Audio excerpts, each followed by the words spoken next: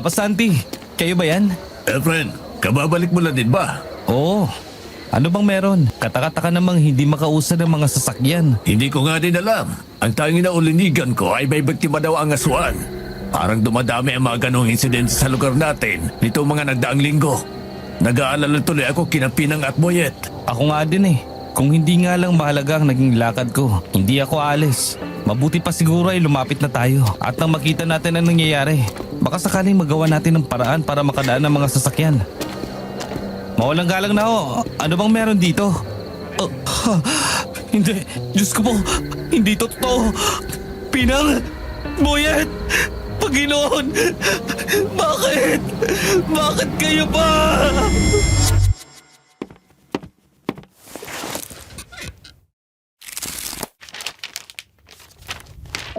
Naniniwala ba kayo na may misteryosong kapangyarihang hatid ang nagdurugong buwan? Drop those comments sa comsec natin at ang magkakwentuhan tayo. Ang ating letter sender para sa upload na ito ay nagpakilala bilang Ziggy at ito ang nilalaman ng kanyang sulat.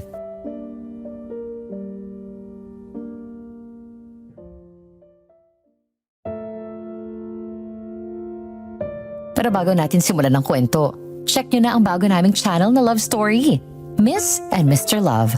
Siguradong kikiligin kayo sa mga kwento, mapapangiti at may mga aral pang mapupulot sa bawat episode. Perfect pang relax habang nakikinig. Sama na kayo at ma-inlove sa mga kwento namin. Makikita ang link sa pinned comment sa upload na ito. Subscribe na kayo. Huwag niyo kalimutan, Miss and Mr. Tagalog Love Story.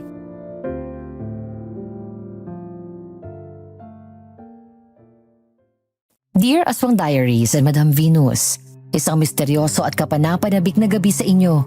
Ako po si Ziggy, Marso 3 ngayong taong 2026, alas 7 ng gabi.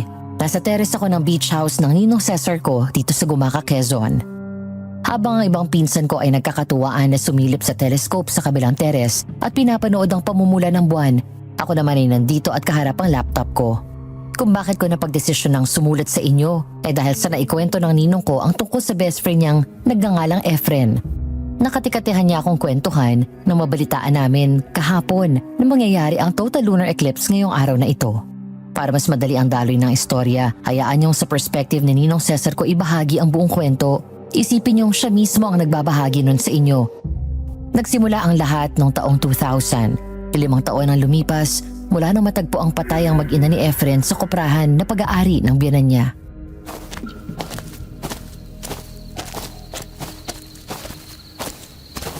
Umuwi ka na, Cesar. Hanggang kailan mo ba ako susundan? Ang sabi ni Ninong Sante, huwag akong babalik sa inyo nang hindi kita kasama. Pwes maninigas ka dyan. Saka susunod sa akin. Alalang-alala sa'yo ang biyanan mo. Hanggang kailan mo ba parurusahan ang sarili mo sa nangyari sa mag-ina mo? Walang may gusto nun. Lalong hindi mo yung kasalanan. Ang dapat na nagdudusa ay ang hayop na aswang na yun. Diyos ko po, mga bangkilan. Huwag ka maingay.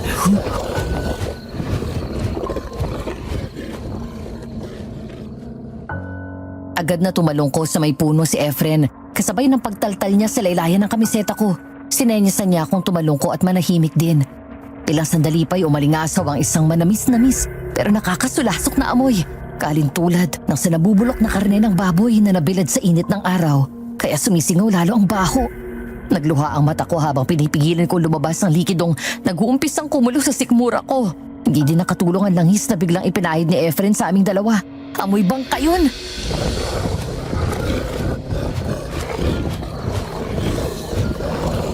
Hanapin niyo si Elina. Imposibleng nakalayo na siya. Hindi siya dapat makarating sa baryo. Anong sinasabi mong hindi mo na siya mamoy? Imposible! Elaya, Urina! Sayunin ninyo ang buong kalpahan! Baka kung saan lang sumisiksik si Elina! Hindi tayo titigil magdamag hanggat hindi ninyo nakahagip si Elina.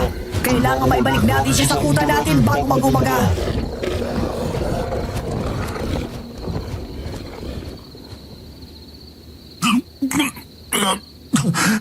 Nasusukan na talaga ako. Susungal-ngaling kita ng mga panggatong na sinibak ko. Lulunukin mo pabalik yan. Kung hindi, ay pagpepiestahan tayo ng mga aswang.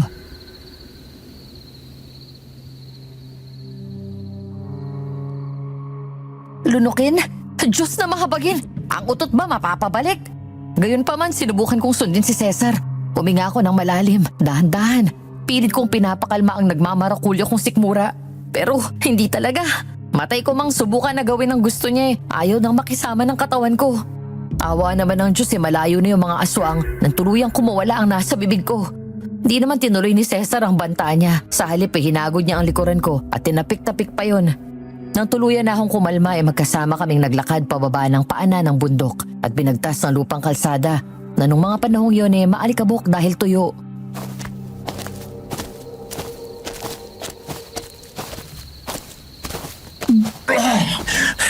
Walang Diyo, ang baho ko. Ano ba ipinahid mo sa ating dalawa, Efren? Ang bantot, amoy bangkay. Tama ka, Cesar. Bangkay yan. Ha? Ano ibig mong sabihin? Langis ng patay yung pinahid ko sa atin. Bayad ni Nana Rosa sa dinala kong panggatong sa kanya. Sabi niya, may inaw na panglansin ng mga aswang ang langis na bigay niya. Mabisa pala talaga. Kung bakit sambakol yung mukha mo. Langis ng patay? Tama ba yung narinig ko? Kadiri! O kininam naman, Efren!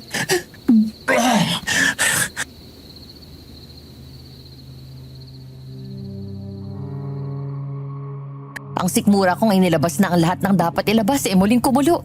Ang pangangasi may umakyat sa dibdib ko hanggang sa naramdaman kong nangahapdi ang lalamunan ko.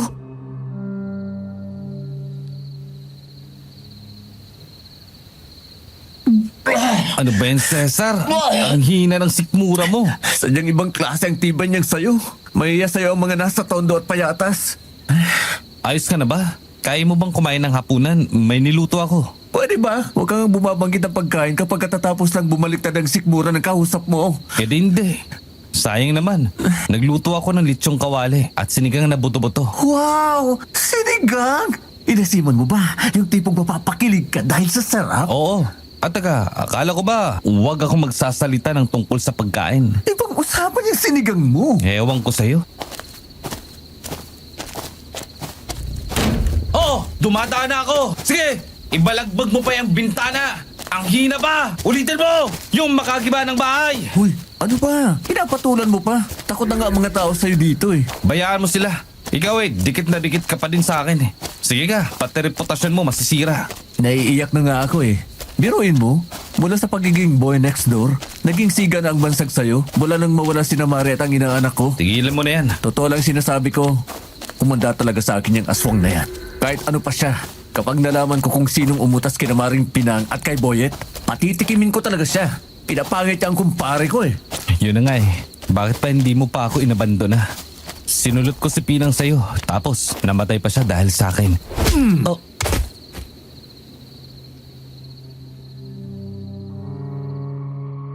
Matagal na kaming magkaibigan ni Efren. Parehas kaming galing sa maayos na pamilya. Hindi kami milyonaryo pero kilala ang mga pamilya namin at pasok sa kategoryang may kaya. Kung ang iba nagiging magkaibigan dahil magkaibigan ng pamilya nila, sa kaso namin ni Efren baliktad. Naging magkaibigan ng mga pamilya namin dahil magkaibigan na kaming dalawa. Dahil sa sinabi ni Efren nag-init ang bumbunan ko at namalayan ko na lang na umigpaw ang kamao ko sa panga niya. Napaupo siya sa maalikabok na lapag. Sinundan ko siya, iniluhod ko ang isang tuhod ko at kinuwelyuhan siya.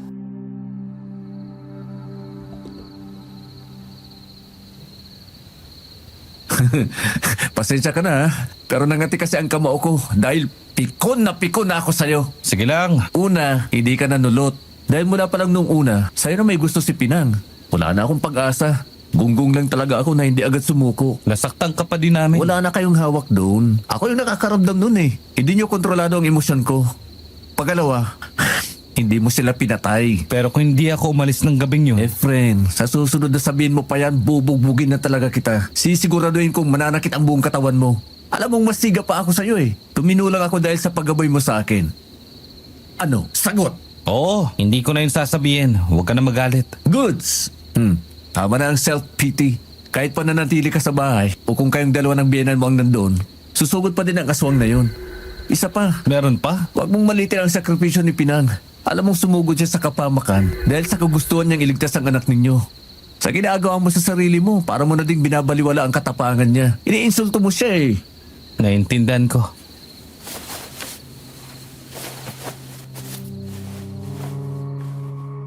Pagkatapos noon itinayo ko si Efren at pinagpagan ko pa ang mga alikabok na kumapit sa damit niya. Ang loko. Tinawag pa akong parang inahing manok dahil nagabala pa akong pagpagan siya. Nang gabing yun, magana kaming nagsalo sa masarap na niluto niya. Habang nakaupo kami sa hagdan ng kubong tinutuluyan niya at nagpapatunaw kami ng kinain, kinausap niya ako ng seryosohan. Yung katulad nung hindi pa nangyayari ang trahedya sa mag-ina niya. Nakita ko ulit ang katauhan ng best friend kong 5 taong nawala.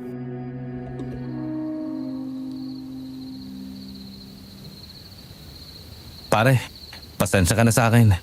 Sa loob ng 5 taon na nagpapakabasura ako, palagi kang nakabantay at nakaantabay. Alam ko ang hirap kong pakisamahan. Palagi pa kitang tinataboy. Pare, ayaw kong tanggapin yung pasensya na yan. Pandisa lang ang inuupakan ko eh. Salamat sa hindi mo pag-iwan sa akin. Yun! Yan, tatanggapin ko yan. Hindi mo kailangang humingi ng paumanhin. Normal lang na maging ganun ka. Nagluluksa ka eh. Bilib nga ako sa'yo eh. Hindi ka pa nabaliw. Kung ako yun, Hurmentado na ako sigurado. Baka nagpatiwakal pa. Hindi naman kita hayaan na magkaganon. Oh, paano? Di ba tiyan na tayo dalawa bukas? Sasama ka na pabalik sa bayan ninyo. Miss na miss ka na ni Papa Santi. Hindi pa. Ano? Bakit? Kanina, nung inundayan mo ako ng sapak, nalinawan ako. Tama ka. Hindi ako dapat ganito. Eh, yun naman pala eh. Tara na. Ang dapat ay hanapin ko kung sinong pumaslang sa mag-ina ko para hindi masayang ang sakripisyo ni Pinang.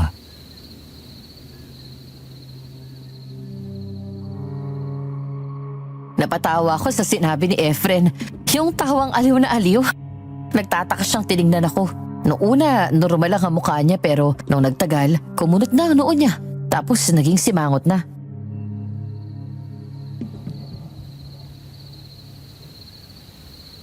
Kapag hindi ka pa tumigil sa katatawa, uumbagin na kita. Uy, kalma ka lang. Tumatawa ako dahil sa tagal ng pagiging magkaibigan natin. Kilalang kilala na pala talaga kita. Oh, tapos? Inasahan ko nang kapag luminaw ang isipan mo, gugustuhin mong alamin at hanapin ang tumerya sa mag-ina mo. Kaya naman sa loob ng 5 taon ay nag-aral ako at nagsaliksik ng tungkol sa aswang. Ano? Hindi mo napansin? Eh paano kung nasabi agad ng mga bangkilan ang mga aswang kanina? Mga magaganda sa paningin pero mabahong amuyin. Kung ganun, Alam ko na kung anong uri ng aswang ang tumira sa mag-ina mo.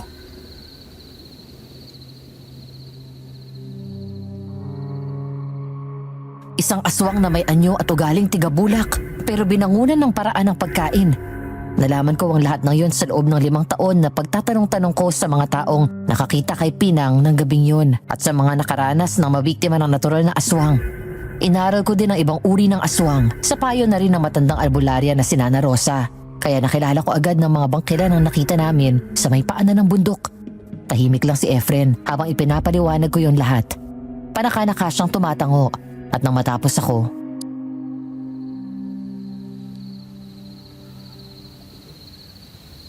salamat pare.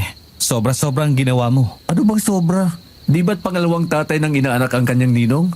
Anak ko na din si Boyet. Nagkamali ang aswang na yun ang uutasin. 2 tatay ang inulilan niya. Oh, tama nga yun. O paano? E di sasama ka na sa akin. Hindi. Teka, bago ka magalit na naman, hayaan mong ipaliwanag ko ha. Ki, ayusin mo. Nagpapalagutok lang ako ng mga darili ko dito. Sabi mo, ayon sa nakuha mong impormasyon, ang isang tigabulak ay namamahay sa sukal. O di kaya ay nasa mga kabundukan. Dangat nandito na ako. Mananatili muna ako ng ilang panahon dito para mag-obserba.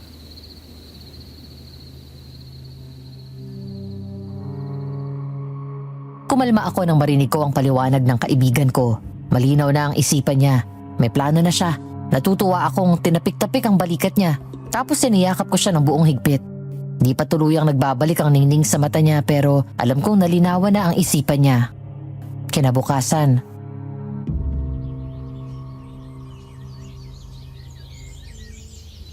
O paano? Batsira ako. Ibabalita ko sa Papa Santi mo ang mga napag-usapan natin. Salamat pare. Pagsabi din na pinapalinis ko na ang koprahan gaya ng utos niya.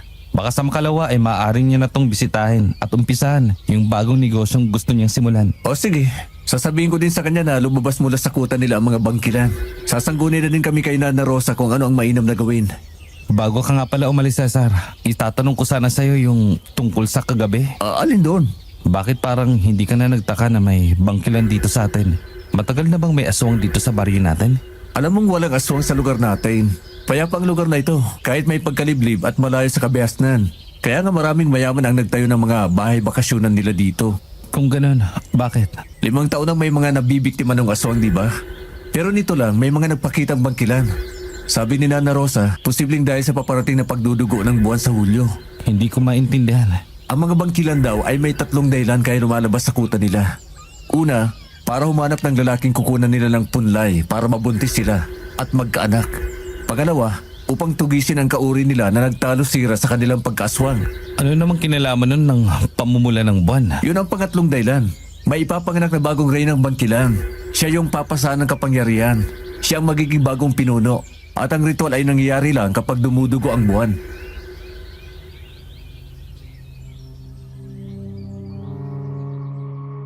Umuwi akong puno ng saya at pag-asa para sa best friend ko. Pagbalik ko sa bahay ng biyanan niya na nakasanayan na naming tawaging Papa Santi, ay ibinalita ko na ang magandang pagbabago kay Efren. Pero sino nga bang mag-aakala na yung ilang araw ko siyang iniwan may kakaibang mangyayari? Ganito kasi, ilang gabi matapos akong umuwi at iwan si Efren sa tinutuluyan niyang kubo,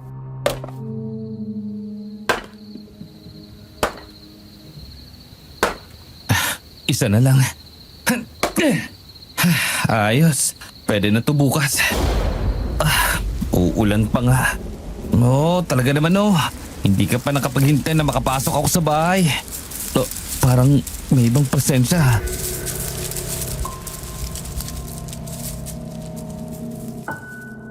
kumuha ng baril si Efren mula sa isa sa kanyang pinagtataguan nun at maingat na tumuloy sa kubo. Hindi siya nagkamali sa hinala niya na may ibang tao dahil nakita niyang bahagyang nakaawang ang pinto at may bakas ng putik sa sahig. Maingat siyang pumasok at kinapa ang switch ng ilaw. Pagbaha ng ilaw ay nakita niya kung saan papunta ang mga bakas. Lumigid siya ng lakad sa loob ng kubo at sinundan ng mga bakas. Natagpuan niyang nagtapos yun sa kusina. Doon niya napansin ang laylayan ng kung anong uri ng balabal na nakasilip sa ilalim ng lamesa na natatakpan ng mantel.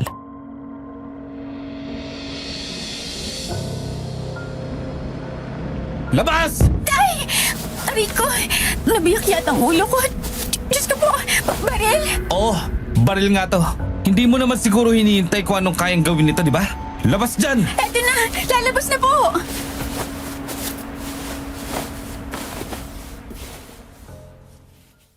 Isang magandang babae ang lumabas mula sa ilalim ng mesa. Maputi, may mahaba at tuwid na sing-itim ng gabi na buhok.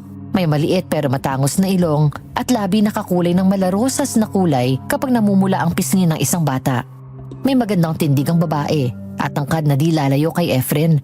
At nang magsalubong ang tingin nila ay sinalubong siya ng bilugang pares ng mga misteryosong mata na kakulay ng buhok ng babae na parang nangihigop. Pero gaano man kaganda ang kaharap ni Efren, nanaig pa rin ang pagiging mailap at maingat niya.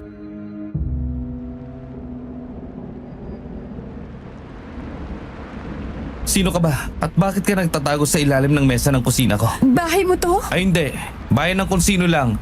Syempre akin to. Ngayon, sagutin mo ang tanong ko. Kung hindi ay... Oo na! Sasabihin ko na! Ako si Nelia. Nakikisilong lang ako. May silungan ako sa labas. Bakit kailangan na mamasok ka pa ng bahay?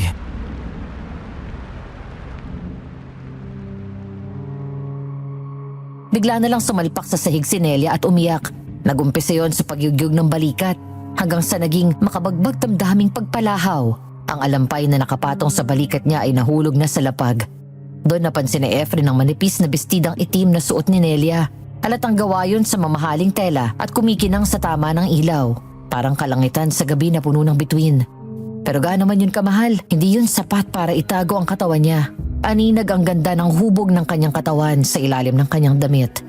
Saglit na nawala si Efren at pagbalik niya ay hinagisan niya ito ng kumot. Kumihikbing nagsalita si Nelia.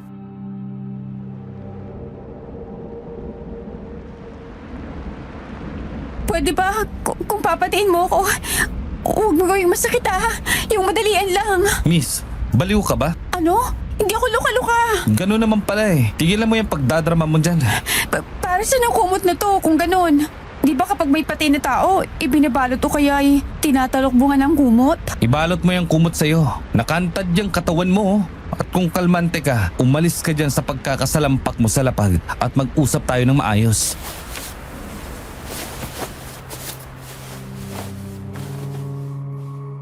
Nang maibalot ni Nelia ang kumot sa katawan niya, ay tinulungan siyang tumayo ni Efren. Inalalayan siya nito papunta sa silbing sala ng kubo at pinaupo. Pumunta si Efren saglit sa kusina. Pagbalik niya ay may dala na siyang mainit na kape. Naupo siya sa tapat na silya at hinarap si Nelia.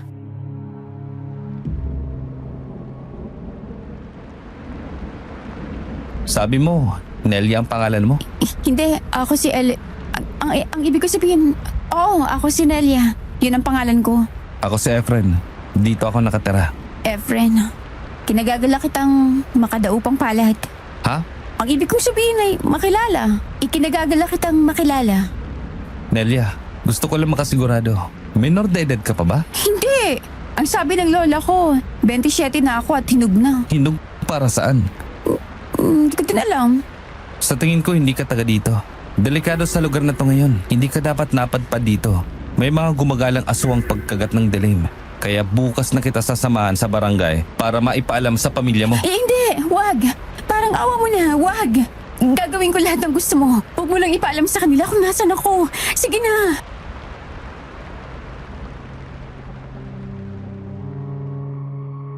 Naintindihan kaya nung Nelia ang bigat ng huli niyang sinabi? Batid kaya niya kung ilang tao na ang napahamak sa mga ganong linyahan? Swerte na lang talaga siya at hindi mapagsamantala si paring Efren dahil baka kung saan na napunta ang usapan. Di pa naman normal ang kargada nun. Talagang mangangailangan ka ng maayos na pahinga kapag pasensya na at kung saan na napunta ang usapan. Sisihin niyo na lang si Nelia. Pero yun na nga, nakiusap siya kay paring Efren pero hindi ganun kadaling mapapayag ang kaibigan ko.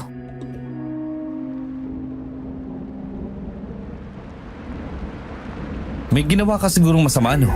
Nakapatay ka ba? Nagnakaw? Hindi ako kriminal. Hindi ka baliw, hindi ka kriminal. Nakasuot ka ng damit na mamahalin pero halos lumuwa na ang kaluluwa mo. Tumakbo ka ba sa kasal mo? Pwede mong sabihin na gano'n na nga. Wala akong panahon na sumali sa gulo ng buhay mo, ha? Lalong ayokong harapin ang lalaking tinatakbuhan mo. Walang gano'n. Sa ori... ibig kong sabihin, saan ka namin? Hindi kami nagpapakasal. Bawal ang lalaki. Ha? Niloloko mo ako, ano? Lumayas ka lang. Maniwala ka! Hindi ako nagloloko. Gusto ko lang tumakas sa pamilya namin dahil pinipilit nila akong gawin ang isang bagay na hindi ko kaya. Pasensya ka na. Hindi ko masabi ng rektahan. Pero, yun ang totoo. Shh! Doon tayo sa likod ng aparador. Bilis!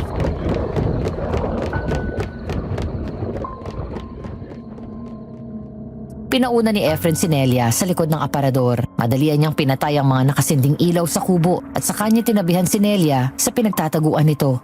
Kinapa niya ang ilalim ng aparador at inilabas ng lamparang gawa sa asin at langis ng niyog. Sinindihan niya yon at nakiramdam.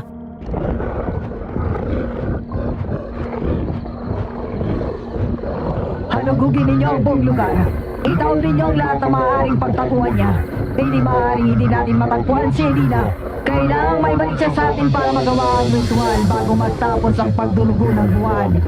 Kung wala tayong makita dito, papasukin natin ang bahay. Diyos ko po! Subukan nila para malaman nila. Hindi biro makaharap ang mga bangkilan. Malalapit sila. Kumakain sila ng tao. Huwag ka mag-alala. Protektado ang bahay na to. Sinigurado yun ang kaibigan kong maraming alam sa pag-aalbularyo. Sana lang epektibo talaga yung mga pinagkakabit niya at itong lampara na bigay niya. Makakapasok sila! Sabi sa'yo hindi sila makakatuloy. Kalma ka lang dyan. Anong nangyari? Napasok ka? Kung gano'n, protektadong bahay na yan. Lunaria, ikutin mo buong paligid ng bahay. Tingnan mo kung nasa loob si Elina.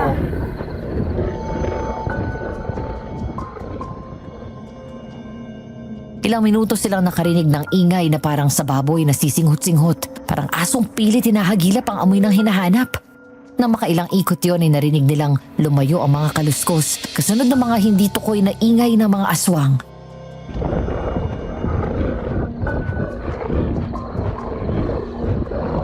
Hindi mo siya namoy? Kung gano'n, wala siya sa loob. Tayo na mga kasama! Nag-aaksaya lang tayo ng panahon dito!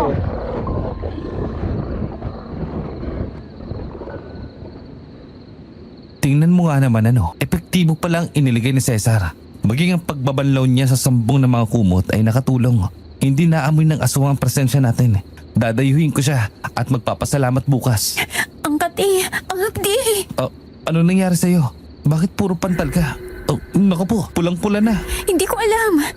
Nakaramdam lang ako ng kakaiba sa kumot eh. Nung alisin kong pagkakabalabal sa akin, ganito lang estado ng balat ko. Baka nakapitan ng higad. O di kaya'y alupihan. Pasensya na ha. Hayaan mo. Papalitan ko na lang yung kumot mo. Bibigyan din kita ng ugwentong pamahid para dyan sa mga nasa balat mo. Oh, anong? Ikaw pa yun? Pasensya na. Kumukulang tiyan ko. Ang sakit. Doon ka sa kubeta. Kaliwang pinto. Doon sa may kusina. Lumarga ka na bago ka pa magkalat ng lagim sa sahig.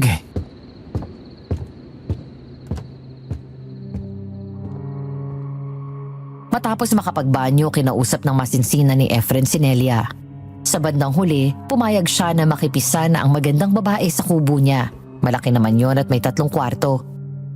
Nang sumunod na araw ay bumaba sila sa bayan at dinayo ako sa pwesto ko sa palengke. Nang makita ko silang magkasama ng Nelia, nakita ko agad yung spark. Sabi ko sa sarili ko, may magiging bagong kumare na ako. Siyempre, full blast agad ako sa pagiging kupido nila. Pero hindi kumpleto ang isang love story kung walang kontrabida. Sa istoryang to ng kumpare ko, Sabel ang pangalan ng brukang kung di lang babae, pinatulan ko na. Tulad na lang nung umagang yun.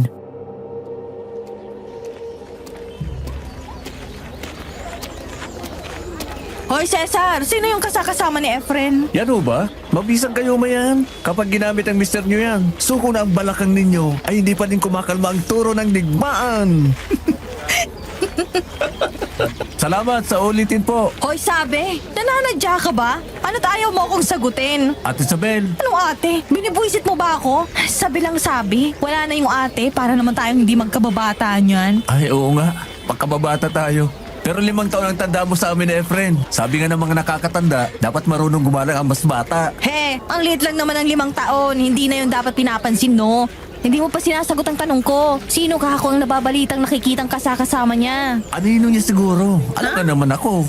Kita mong abala ako sa pagtitinda dito sa palengke ng mga putigal po namin ni Nana Rosa. Ah, ganon. Anino yung nakikita mo?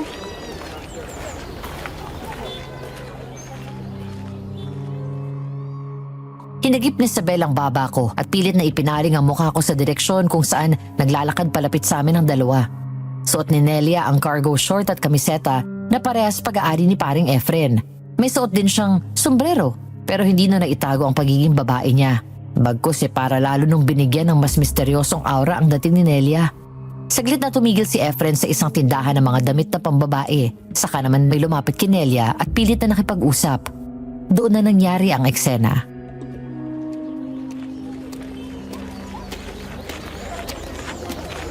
Sumama ka na sa akin. Gusto lang kita makilala. Pangako, hindi ka magsisisi. Magaling akong makisama at magpaligaya. Hindi, may kasama ako. Hinihintay ko lang talaga siya. Wala naman ako nakikita. Halika na, saglit lang naman. Kakain tayo ng halo-halo. Ano Noel? Sawa ka na ba kay Ana? Kaya ibang babae naman ang kinakalantari mo? Efren! Sawa ka na ba sa pamumukmok kaya nasa palengke ka ha? Ito na ba ang ipapalit mo kay Pinang? Ay, maganda. Materyales fuertes. Mahubog siguro kaya itinatago mo sa pagpapasuot ng damit mo ang kargada niya. Patikim naman. Oo ba? Ilang serving bang gusto mo?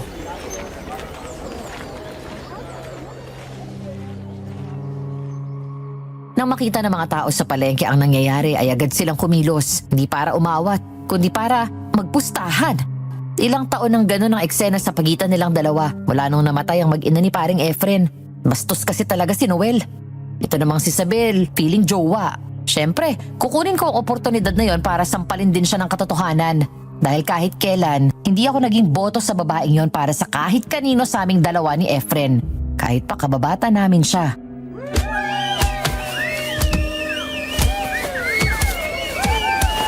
Pinag-aawayan nila yung bading na babaeng yun? Maluwag na cargo shorts at t-shirt, walang kadating-dating. Yung walang kadating-dating na suot niya ay mga damit ni parang Efren. Huwag kang ipinahiram talaga sa kanya dahil ibibili ng damit. At bakit naman gagawin ni Efren yun, Aber? Ma at pa. Malay ko at pakialam ko. Baka nakakita na si pare ng babaeng makakapasok ulit sa puso niyang nagsara. Hindi pwede yun. Bakit naman hindi pwede? Ano ka ba ni parang Efren para pigilan mo siya? Hindi ka naman niya karelasyon.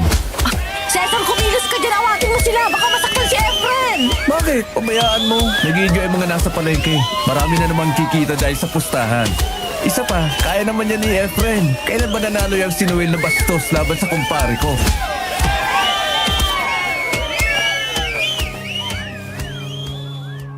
Pero nung araw na yon, mukhang nakainom ng kung anong pampalakas ang lokong si Noel. Nandamay pa ng bata. Pagipin ba naman at itulak? Bahagyang nawala sa focus si paring Efren sa suntukan nila dahil inagapan niyang huwag masubasob ang bata. Sinamantala yun ni Noel at inundayan siya ng suntok. Pero sa pagkabigla nilang lahat, hindi yun lumapat sa panga ni Efren dahil hinagip ni Nelia ang pulsuhan ni Noel. Gamit ang takong ng palad niya, dinibdiba niya ang lalaki. Sadsad ang loko sa mga kaing ng sibuyas.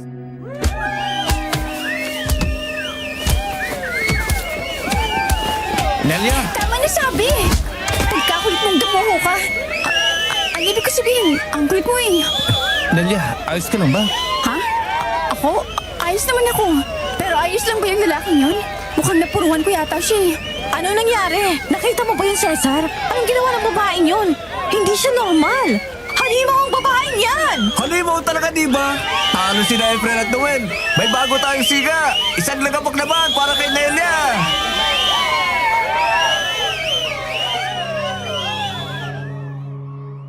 Siyempre, epal ako. Hindi ako papayag na sirain ni Isabel ang pagkatao ng babaeng sa tingin ko nararapat para sa kumpare ko. Awa naman ang pagkakataon sa akin nakinig ang mga tao. Walk out si Isabel na umuusok ang bumbunan. Habang nagkakasiyahan pa ang mga tao at nagbabayaran sa pustahan nila, niyaya ko sina Efren at Nelia palayo sa palengke. Tumuloy kami sa karinderyang madalang dayuhin ng mga tao pero nananatili pa rin bukas dahil mabenta yon bilang tambayan ng mga senglot kapag gabi.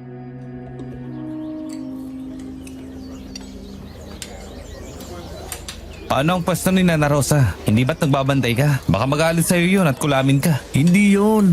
Alam niyang malakas akong bumenta. Isa pa, ibinilin ko naman kay Tonyo ang pwesto. Kaya okay lang ako mag-chill muna.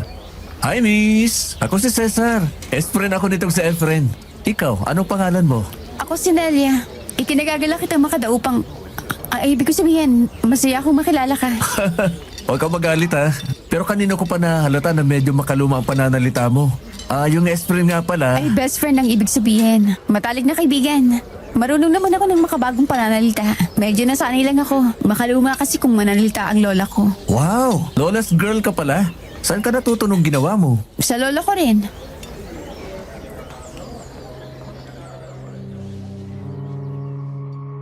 Nagkatinginan kami ni Efren.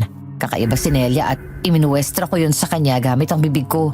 Sinagot naman ako ni Efren ng bahagyang tawa at kibit balikat.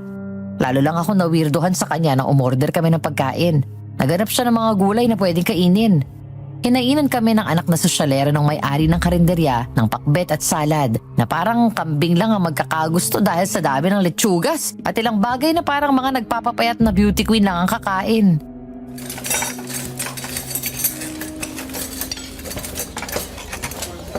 Nelia, huwag kang puro litsugas. Kumain ka din itong pakbet. Masarap to.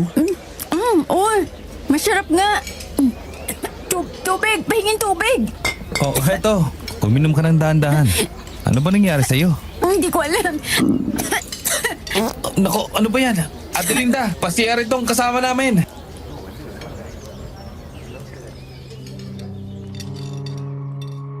Sumama si Nelia sa may-ari ng karinderya papunta sa CR. Habang si Efren ay panay na ang yugyug ng balikat sa katatawa. Bagay na matagal nang hindi nangyayari mula nung gabing napaslang ang mag-ina niya.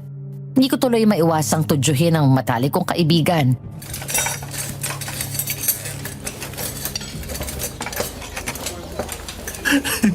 Sabi nila, kapag daw tawa ng tawa, gusto na mag-asawa. Matagal na ako nakapag-asawa. Ikaw naman ang dapat na magkaroon ng babaeng pakakasalan. Para ako naman ang makabestman sa'yo. Ibinalik mo pa sa akin. Sino bang Nelia na yan? Maliban sa pangalan niya at sa sinabi niyang edad niya at ang sitwasyon niya sa pamilya, ay wala na akong alam sa kanya. Oh, bakit mo ako nilalabasan ng krus na kabalistiko? Ikaw pa talaga si Efren? Anong tanong yan? Ibaba mo nga yung krus na hawak mo. Tinitingnan na tayo ng bantay ng karinderya. Mamaya kung anong pang-isipan ng mga yun.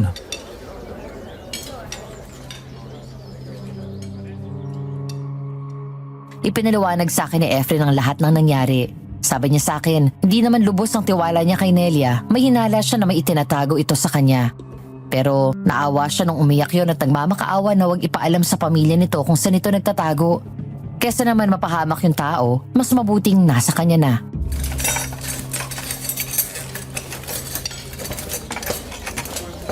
Siya nga pala, salamat sa mga ikinabit mo doon sa bahay kubo na pangontra ng aswang. Epektibo. Talaga ba? Matutuwa si Nana Rosa niyan. Teka, mabalik ako kay Ganda. Hindi kaya aswang yan? Ang totoo niyan, naghihinala nga din ako. Parang may kakaiba sa kanya. Ano kaya kung subukan natin? Paano? Isuot mo muna ang medalyon na to. Mainam na pangontra aswang daw yan. Yung mga nakauka daw dyan na salita ay mga salitang nakauka din sa krus na pinagpakuan kay Kristo. Sige, salamat.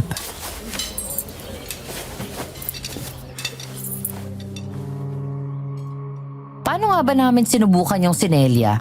Ganito yon. Eh di nung nakalabas na siya mula sa banyo, niyaya namin siyang mamili ng mga kakainin nila Efren sa bahay. Nung magkahiwa-hiwalay kami, doon nagsimula ang malupit na obserbasyon ng best friend ko sa kanya. Ayon kay Efren, kinabukasan ay inabutan niya ng nagluluto ng agahan si Nelia.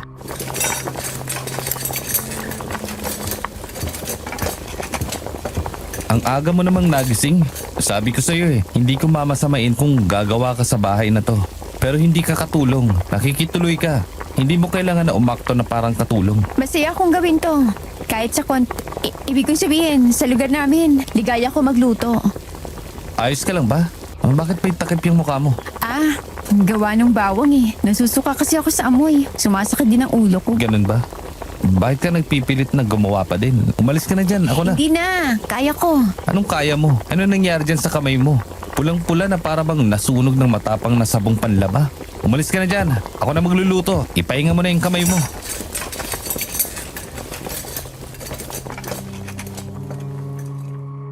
Kinahapunan ay magaling na ang kamay ni Nelia. Bagay na lalong nakadagdag sa panghihinala namin ni Efren sa kanya. Kaya tong kaibigan ko, nagpaalam saglit na bababa sa bayan para mamili ng kakainin nila. Ang idinahilan niya ay may ibang ulam siyang hinahanap. Iniwan niya si Nelia sa bahay. Nakita kaming dalawa sa palengke.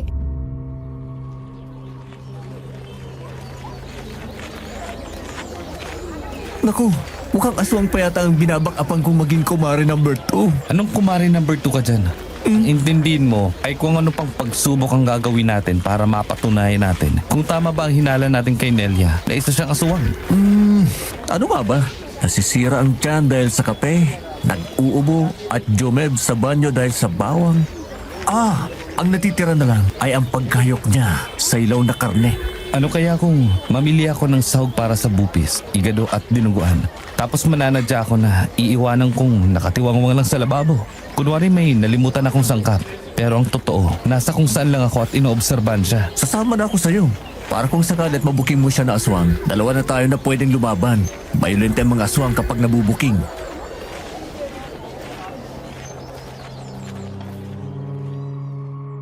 Ang kaso nga lang, nagtagal kami ni Efren sa pamimili. Matagal-tagal na rin kasi nung huli kaming nagkasama at nagkaroon ng maayos na usapan. Kaya naman, namalayan na lang namin na papakagat na ang dilim ng binabagtas na namin ng daan pabalik sa kubong tinutuluyan nila. Pagdating namin doon dumiretso na kami sa kusina. Isa-isa naming inilabas sa mga pinamili namin. Saktong lumabas ng kwarto si Nelia na noon kakagising lang. Ang balak namin na mala entrapment operation ay naging isang mala soap opera na eksena.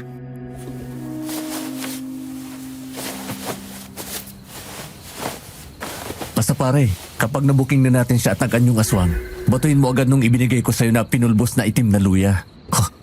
Kaya na, palapit na sa atin. Pasensya na, nakatulog ako. Ano yan? Bakit kayo may ganyan? Teka, sandali lang Nelia, magluluto. Pilitin niyo din akong kumain ng ganyan? Hindi, ayoko. Hindi ako papayag. Lalabanan ko kayo. Teka, pare, panyari? Ano yun? Malay ko ba? Pero kagat ng dilim. Delikadong lumabas ng ganitong oras dahil sa mga aswang. Ang mabuti pa habulin natin si Nelia bago pa may mangyaring masama sa kanya.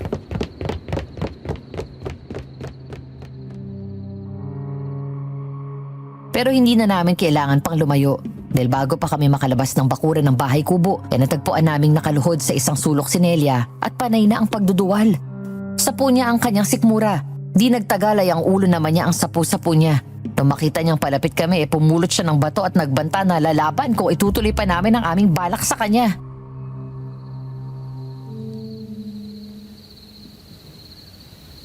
Ano bang iniisip mong balak namin sa'yo? Ipipilit niyong ipakain sa akin ang mga bagay na yun. Ano ba problema niyo mga tao kayo? Kung gusto niyo kumain ng dugo at ng kung anumang hilaw, huwag niyo ipilit sa akin, hindi ako ganun. Wala naman kaming ganung balak sa'yo. Pwede ba kumalma ka? Bakit meron kayong mga dugo at iba pang lamang loob sa lababo kanina? Nakatuwa lang namin ni Cesar na magluto ng igado, bupis at dinuguan. Ano?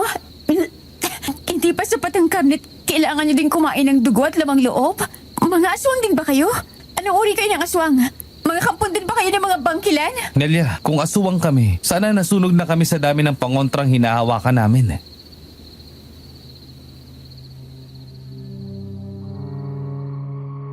Sa sinabi ni Efren ay kumalma si Nelia. Nawala ang talim ng kanyang mata at ibinaba niya ang kanyang kamay na may hawak na bato. Mula sa pagkakatulong ko ay tumayo siya, pero sumuray ang pagkakatayo niya. Maagap namin siyang inalalaya ni Efren.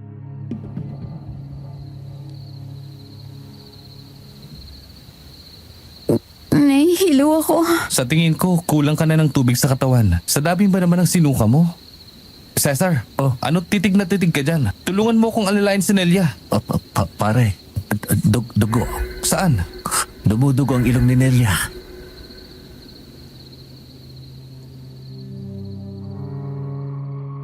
Pagkatapos noon parang nauupos na kandila na nawala ng malay si Nelia. Pinangko siya ni Efren papasok sa loob ng kubo. Inilapag namin siya sa sofa at pinamoy ko siya ng amonya.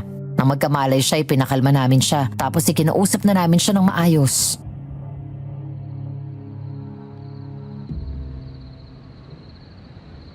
Nelia, una sa lahat, gusto kong kumalma ka. Hindi mo kami kalaban, lalong hindi kami mga aswang. Wala din kaming balak na ipaalam kung nasan ka. Salamat. Kaya kung maaari, kung may pinagdaraanan ka, magsabi ka. May sakit ka ba? May nagbabanta ba sa buhay mo? Tumakas ako sa pamilya ko. Ang totoo niyan, ulila na akong lubos. Napatay ng nanay ko ang tatay ko. At namatay naman siya sa panganganak. Grabe naman. Pero sabi nila, normal lang daw yun sa amin. Normal?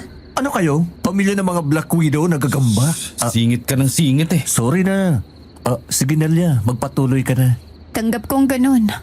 Pero may tradisyon sa pamilya namin na sa pagtapak ng isang miyembro ng aming angkan sa edad na 21, kailangan kaming sumailalim sa isang ritual. Hindi ko kayang pinapagawa nila sa akin. Ang pagkain ng hilaw dalamang loob? May sasatanista ba ang pamilya mo? Parang ganun. Nagagalit na rin sa akin ng iba dahil sa pag-aayaw ko na kumain ng karne. Kung ganun, hindi ka talaga kumakain ng karne. Vegetarian ka. Kumakain ako. Doon. Pero natakot ako eh. Pakiramdam ko kasi nahanap-hanap ko yun. Hindi dahil paborito ko pero parang yun na lang ang laman ng isipan ko eh. Ayoko nang isipin.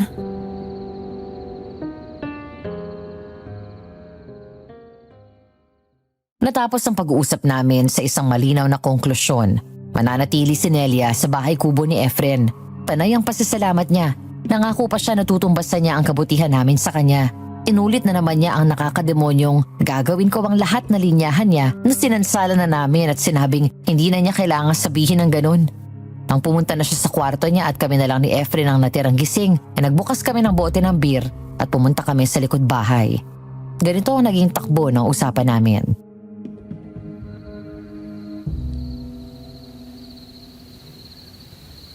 Cesar, salamat sa lahat ng tulong mo ha. Pero aadahin sana ulit kita. Alam ko na. Hiringin mo na dito na din ako manatili. Grabe. May ESP ka ba? Wala naman. Parang nasense ko lang. Huwag kang mag-alala. Pwede akong maging chaperone ninyong dalawa. Panigurado lang naman. Hindi pa ako sigurado pare. Pero sa pakiramdam ko, baka pag nakilala ko pa siya ng lubusan. Magkaroon ako ng kumare number 2. Pare, walang masama. Alam ko maunawaan ka ni Pinang. Baka nga siya pang gumawa ng paraan para magkatagpo kayo ni Nelia. Isa lang ang inaalala ko. Parehas lang tayo.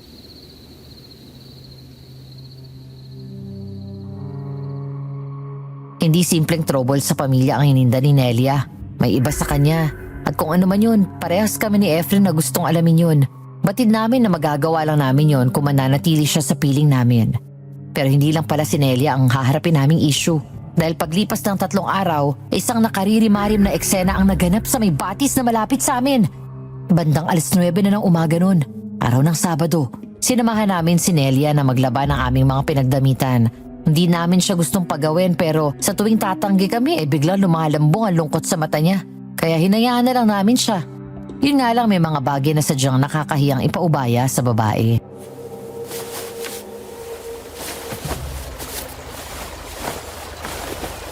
Akin na yung mga briefs namin ni Cesar. Kami na maglalaba. Ha?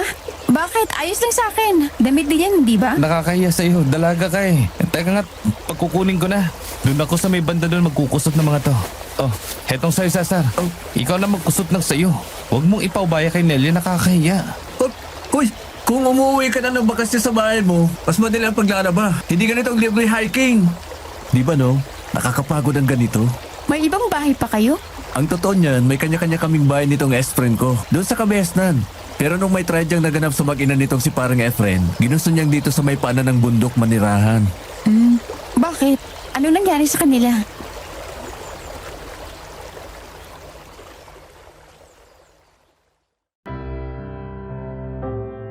Bago natin ipagpatuloy ang pagbabasa ng liham ni Ziggy tungkol sa naikwento sa kanya ng kanyang ninong Cesar, ay nais naming magpasalamat sa inyong walang sawang suporta, pagtangkilik at pagmamahal sa Aswang Diaries. Huwag niyong kalimutang suportahan din ang ating sister channels na Kwentong Takip Silim, Sitio Pangil, Sitio Bangungot, Aswang Confessions at ang pinakabago nating channels, ang Aswang Radio at Miss Amy Aswang Love Stories. Para palaging updated sa ating latest uploads, hit that subscribe button at notification bell. Mag-comment naman kayo para magkwentuhan tayo. Hihintayin namin kayo sa comment section. Muli ang aming taus-pusong pasasalamat sa inyong lahat. At ngayon, balik tayo sa nangyayari sa Batis, kung saan naglalabas sina Efren, Cesar at Nelia.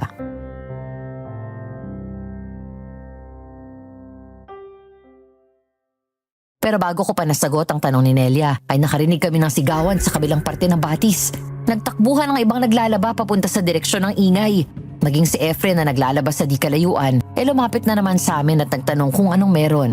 Nasa ganon kaming predikamento nang humahangos na dumating si Isabel.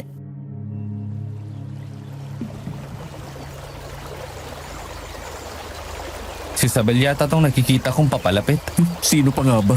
Yan lang naman yung parang may magnet na sa tuwing makikita ka. Talagang papagkit. Efren, nakita mo na ba si Kuya Andy? Hindi. Bakit mo hinanap sa akin? May nakapagbalita kasi sa akin na nakita daw si Kuya Andy dito sa Batis. Walang malay. Nabalitaan mo pala, pero bakit kay Efren ka dumiretso at hindi sa kumpulan ng mga tao? Kuya Andy?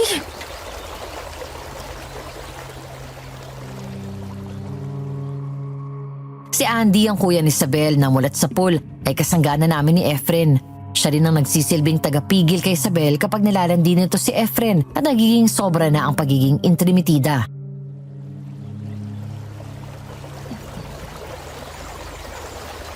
Ako nga. At bakit mo ba ako hinanap dyan kay Efren? Bakit di ka sa kulumpulan nitong mga tao pumunta? Halatang halata na hinahala mo lang yung tao. Efren pasensya ka na sa kapatid ko. Walang kaso yung Kuya Andy. Miss, pasensya ka na sa kapatid ko Huwag mo sanang ikagagalit na hindi siya itinataboy na Efren. Masyado lang maginuang lalaking to. Pero stick to one siya. May kakamay ko yan sa'yo. Ha? Hindi ko maintindihan. Kuya Andy, hindi pa. Nagpapakiramdaman pa ang mga yan. Cesar, anong binubulong mo dyan? Ha? Nakakahiya kay Nelia. May iba ako ng usapan. Ano ba nangyari sa'yo, Kuya Andy? Bakit ka nandito sa Batis? Tapos wala ka pang malay? Kagabi, nabalita ang nawawala ang apo ni Aling Lagring.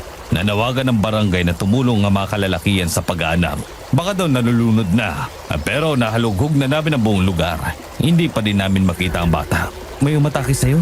Oo, nagpaiwan ako para suyurin ang buong lugar. Pero bigla na lang may humataw sa may bato ko. At heto na nga, natagpuan ako ng mga naglalaba. Sana lang talaga ligtas ang bata. Oh, ano daw? Bakit nagtatakbo na naman ang mga tao?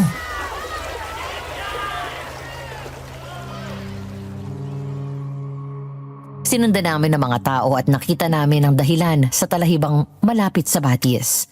Ang bangkay ng apo ni Aling Lagring na may karimari-marim na kalagayan ng tumambad sa amin. Nakasalaksak sa bunganga ng bata ang iba't ibang uri ng candy. Wakwak ang katawan mula dibdib hanggang pusod. Wala na ang puso at laman loob nito. Wala na ring dugo.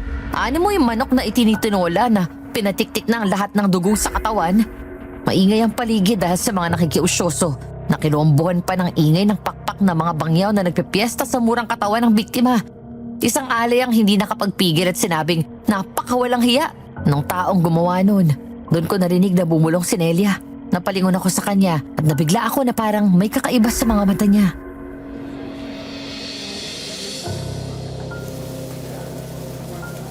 Hindi taong may gawa niyan. kundi isang nilalang na hating tigabulak at binangonan. Nelia, ang mga mata mo. Ha? Bakit? Anong meron? Wala. Baka nagkamali lang ako. Para kasing nangitim ang buong mata mo. Pagkagawa lang ng tama ng anino ng mga puno. Pero matanong ko lang ha, para kasing narinig kita na sinabi mong hindi taong may gawa nun. Naalala ko minsan ang sinabi ng lola ko na kung minsan, kapag parehas na aswang ang mga magulang, may pagkakataon na parehong nakukuha yon nung magiging anak. Nasabi ko yun base sa pagkakapatay sa bata. Kasi? Ang isang tigabulak ay nagaan yung matanda at nanlalansin ng mga bata gamit ang mga matatamis. Samantalang ang binangunan ay kumakain sa pamamagitan ng pagsupsup ng dugo sa bata. Pero iba ang isang to. Dahil parehong nandoon ang palatandaan? Isang mabangis na aswang, walang konsensya, at mukhang naliligayahan siya sa kanyang ginagawa. Nakita mo bang bakas ng labis na pagpapahirap sa mukha ng bangkay ng bata? Sa lista yung aswang, walang hiya. Ngayon lang ako nakarinig ng galit na boses pero nakakabighani pa rin.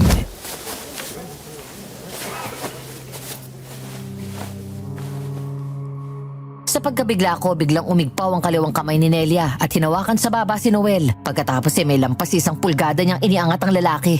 Matalim ang mga mata niyang tinigtigan nito.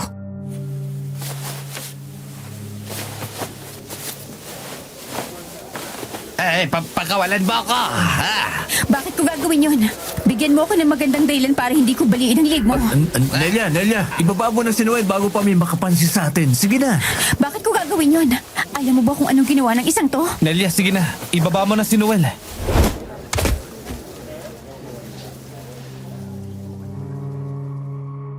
Nang marinig ni Nelia ang boses ni Efren, parang manikang basahan na inihagis niya si Noel. Galit na galit yung nagsisigaw. Si Nelia naman saglit na natigilan. Tapos nung magsalita siya, parang hindi niya natandaan ang nangyari.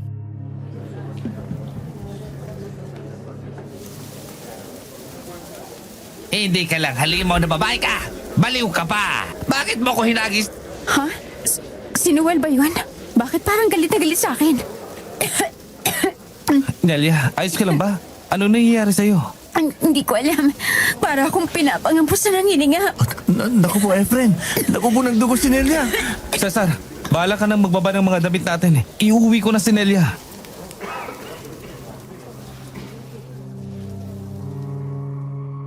Tanghali na nang makasunod ako sa kanila. Inabutan kong palabas ng kwarto ni Nelia si Efren. May dala siyang bimpo at planggana. Sinenyasan niya ako na maghintay at nang lumabas siya, magkatulong kaming nagsampay sa bakuran.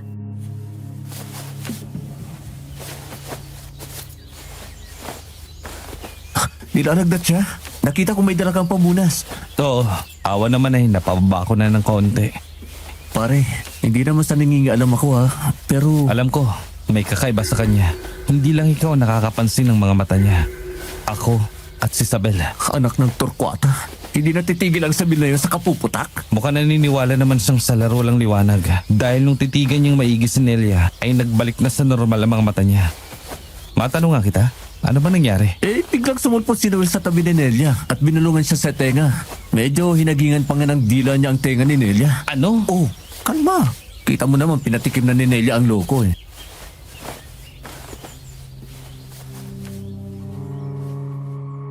Sa sinabi ko ay kumalma naman si Efren, pero panay ang paglagutok ng mga daliri niya sa kamay at bumubulong na sa susunod na magkrus na landas nila ni Noel pipinggalin niya ang tenga nun hanggang sa mapilas. Kinabukasan, mahina pa rin si Nelia kaya nagpasya kaming ibili siya ng makakaing prutas. Pahapon nang bumaba kami saglit sa bayan para mamili. Doon nakaharap ni Efren ng isang weirdong matanda na nagpapataas ng balahibo namin na mapagtanto namin kung sino yun. Bale, ganito kasi.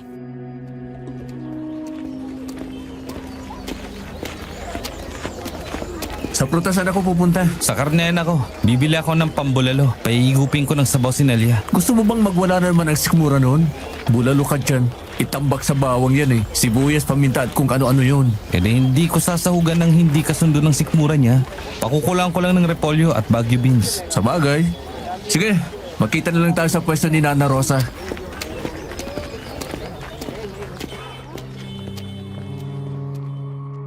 Naghiwalay kami. Sabi ni Efren nang lumiko siya sa may kanto ng palengke papunta sa karnihan, may nakita siyang matandang nakatulungko. Nilapitan niya yon sa pag-aalalang baka kailangan nun ng tulong. Pero sa pagkabigla niya, hinigit siya noon at isinalya sa isang sulok sa tabi ng saradong tindahan.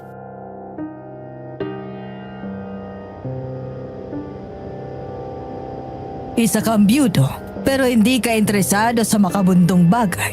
May busila kang puso pero nalalambungan ang pagluluksa. Sino ba kayo? Teka, pakawalan niyo nga ako. Hindi na mahalaga kung sino ako. Ang mahalaga ay ang kinukupkup mo sa poder mo. Si Nelia? Siya si Elena. Nalalapit na ang pagbibinyag sa kanya. Ibalik mo siya sa akin bago mahuli ang lahat. Kung ganon, kayo ang pamilya niyang pilit na pinapagawa sa kanya ang hindi niya gusto. Anong klaseng pamilya kayo? Isang pamilyang hindi mo maunawaan. Hindi talaga. Dahil ang pamilya, dapat pinoprotekta ng mga miyembro nito. Hindi ginigit ang gusto nyo at binabaliwala ang kagustuhan ng ibang tao. Hindi mo nalalaman ang pinagsasasabi mo, lalaki. Kung ako sa'yo, ibabalik ko na siya sa amin bago pa mahuli ang lahat.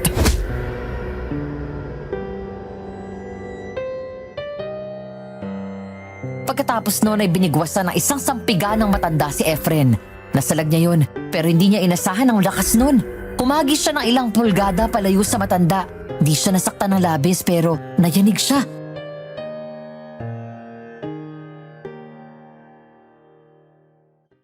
Noong nagkita kami sa harap ng pwesto ni Nana Rosa, ay nabigla ako sa itsura niya. Hindi siya namumula, hindi siya namumutla, pero may kakaibang kinang ang mga mata niya. Yung parang sa hayop na nasa ilang at nakaalerto. Habang nagluluto kami, sa kanya kinuwento sa akin ang nangyari.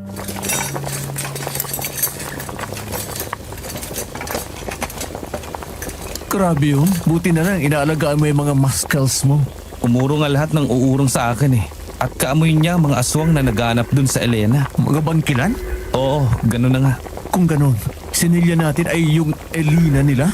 Posible. Pero kung aswang si Nelia, bakit hindi pa siya naabog ngayong puno na ng pangontra itong bahay? Hindi din siya kumakain ng karne. Vegetarian nga. Ang gulo.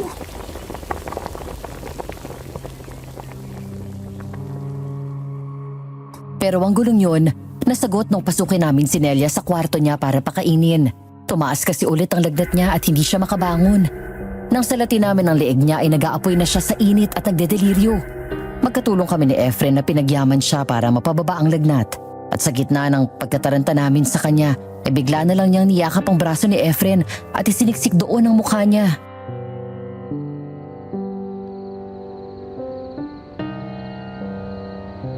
Lola Elisa, nangungulila ako sa iyo. Galit ka pa ba sa akin? Ang taas po ng lagnat ko. Natatakot ako. Ang sama-sama po ng pakiramdam ko. Ha? Ang nangyari? Sino yung Lola Erisa na yun? Malay ko. Lola, tawagin mo naman ulit ang pangalan ko. Gusto ko pong marinig ulit na may tumatawag sa totoong pangalan ko. Ay, subukan mo yung pangalan sinabi sa'yo ng matanda. Elena. Salamat, Lola. Patawarin po ako na hindi ko maibigay ang gusto niyo. Hindi ko po kaya maging sunod na rin ng bangkilan. Hindi ko po kayang kumain ng tao. Patawarin niyo po ako kung binigo ko kayo.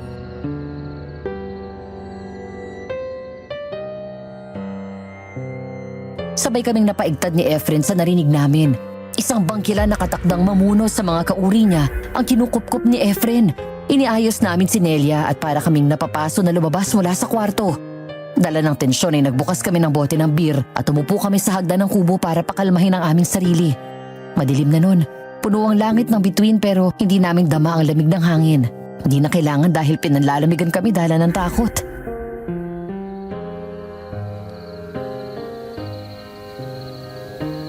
Ano nang gagawin natin, pare? Bangkilan pala siya at Elena ang totoo niyang pangalan. Hindi ko alam. Pero para sa akin, siya si Nelia. Sa dami naman ang pwedeng makisilog sa'yo. Diyos ko po naman. At sa lahat naman ang magugustuhan ko pagkatapos kay Pinang. Ibig mong sabihin? Hindi nga. Hindi maaari. Aswang!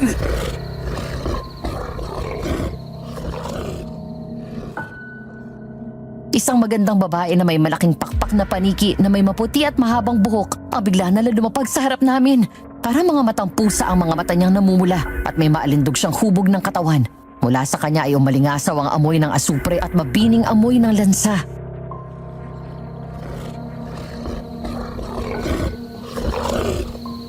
Manahimik ka, lalaki. Kung hindi ay puputulan kita ng dila. At ikaw, Biyudo, bitawan mo ang hawak mong punyal na nasa bulsa mo. Hindi ako naparito upang makipag-away.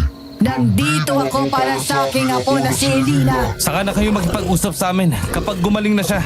Kaya nga ako naparito ay dahil batid kong may sakit siya. Nangihina siya dahil hindi niya nakukuha ang sapat na pagkain ng isang bangkilan. Hilaw din ang kapangyarihang nananalaytay sa kanya. Hindi niya gusto maging aswang. Bakit ba hindi niyo maunawaan yun? Palayain niyo na siya. Ang palayain siya ay katumbas ng kamatayan. Ano?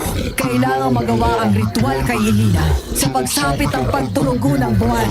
Dahil kung hindi, mamamatay ang aking pinakamamahal na apo.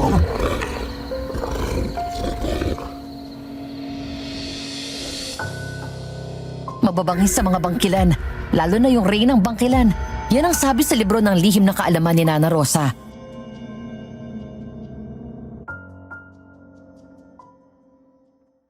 Pero hindi ko inasahan na sa kabila ng pagiging mabangis nila, ay marunong din pala silang magmahal. Kasabay ng paghangin ng bahagya ay nag-anyong tao ang bangkilan. Napahumindig si Efren.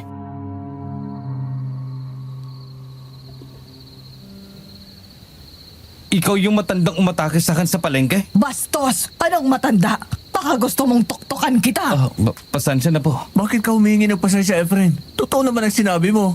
Eh ano ang gusto niyo itawag sa inyo? Hayaan nga at kulubot na kayo eh. Aba talagang sinusubukan mo ako? Bakit ko naman kayo susubukan? Tulya ba kayo? Teka lang, Cesar. Hayaan mong ako ang makipag-usap sa isang yan. Mawalang galang na po sa inyo. Pero kung balak ninyong kunin si Nelia, ay hindi namin mapapayagan yon. Hindi niya gusto ang nais niyong ipagawa sa kanya. At sino ka naman para makialam? Isang hamak na lalaking biyudo na hamak na tao. Maaring hamak na tao lang ako. Pero alam ko kung paano rumespeto ng kagustuhan at pagkatao ng iba. Hindi tao si Elina. Isa siyang bangkila na nakatakdang pasahan ko ng aking kapangyarihan at pamumuno ng aming angkan. Hindi man siya tao, pero hindi ibig sabihin nun ay wala na siyang karapatang pumili ng landas niya. Walang karapatan ang mga katulad namin na tumalikod sa aming tadhana. Ang magtalo sila sa aming angkan ay katumbas ng kamatayan. Kung tatalikdan ni Elina ang kanyang pagkaaswang, saan pa siya susuling? Sa mga tao? Sinong tatanggap sa kanya? Kami, Tanggap namin si Nelia kahit ano pa siya. tanggap namin siya. Sinasabi niyo lang yan dahil hindi pa kayo nakararanas ng pangit na sitwasyon. Kapag gipitan na, iiwanan din ninyo siya. Katulad ng ibang tao na inabandona ang iba kapag hindi na paborable ang sitwasyon. Erisa, ikaw ba yan? Santiago?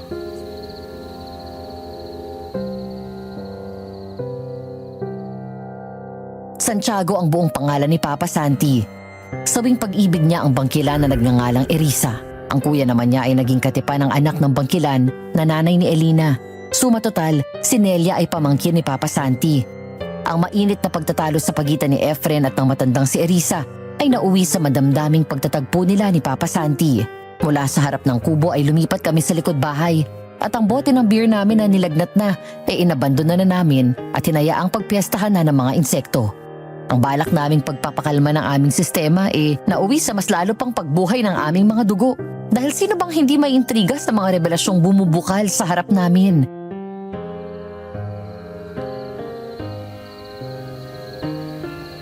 Teka, Papa Santi, ang gulo eh. Ibig niyong sabihin, may past kayo ng lola ni Nelia? Ganun na nga, Cesar. Pero hindi naman nauwi sa sexual.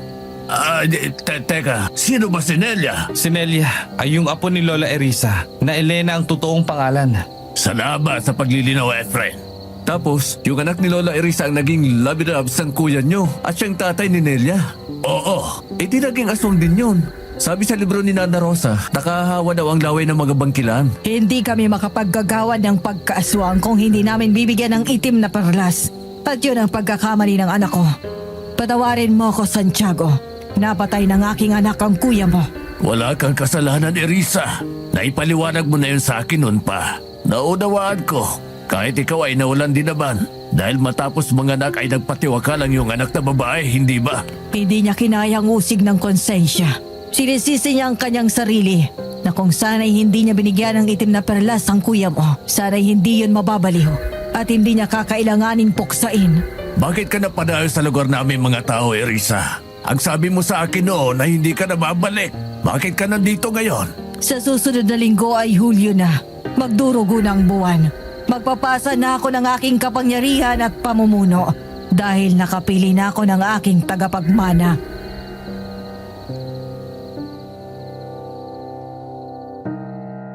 Dahil sa sinabi ng bangkila na si Erisa ay muli na namang nabuhay ang mainit na pagtatalo sa pagitan nila ni Efren. Siyempre nakisawsaw din ako, pero si Papa Santi nananatiling nakikinig lamang sa aming lahat.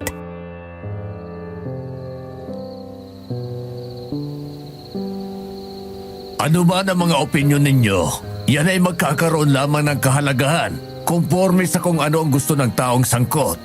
Hindi ba, Nelia? O dapat pa kitang tawaging Elina? Nelia! Elina! Sino kayo? Bakit niyo ko kilala? Anong ginagawa niyo rito? Lola Erisa, ayoko sumama. Ayoko pong maging rey ng bangkilan. Hindi ko kayang kumain ng tao. Patawarin niyo ako, Lola. Ay, naku apo. Ay, alam na natin ang sagot. Pero paano na siya? Papamilyain ko siya. Dugo siya ng aking dugo. Hindi ko mamasamay na makapiling at kupkupin siya. Pero aswang siya. Aswang ka din naman at minahal kita. Ano nga'y pinagkaiba? Sino ba kayo? Anong ibig sabihin ng mga sinabi niyo? Ako si Santiago. Nakababata kong kapatid ang tatay mo. Pamangkin kita.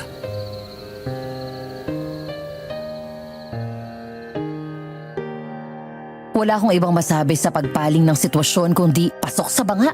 Dahil sa pagdating ni Papa Santi ay napapayag si Erisa na wag nang pasahan ng kapangyarihan si Elina.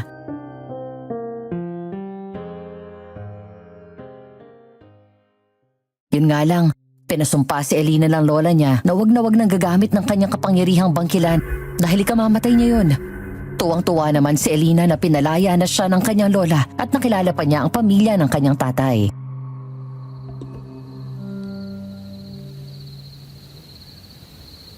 Paano ka, Lola? Hindi ba magagalit ang ating angkan sa'yo?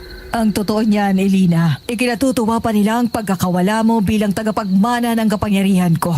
Ang tanging magiging epekto ng paglisan mo sa kuta natin ay magpapaligsahan na naman ang mga yun para sa basbas ko. Pasensya ka na, Lola, kung binigo kita. Alam kong nasaktan kita. Tanging kabutihan mo lang ang nais ko, Apo. Mahal na mahal kita. Salamat po, Lola. Dalaw-dalawin mo kami, ha? Palagi akong magmamasid sa iyo at kay Santiago. Palagi ko kayong babantayan.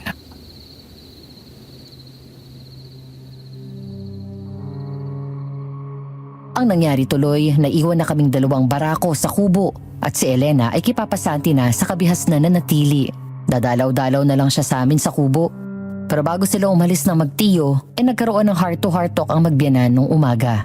Doon sila nag-usap sa may bakuran sa harap ng kubo habang ninanamnamang mainit at bagong timplang kaping barako.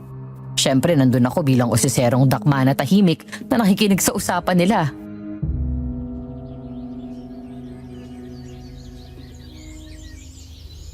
Sumama ka na sa amin, Efren. Huwag mo nang parusahan ang sarili mo.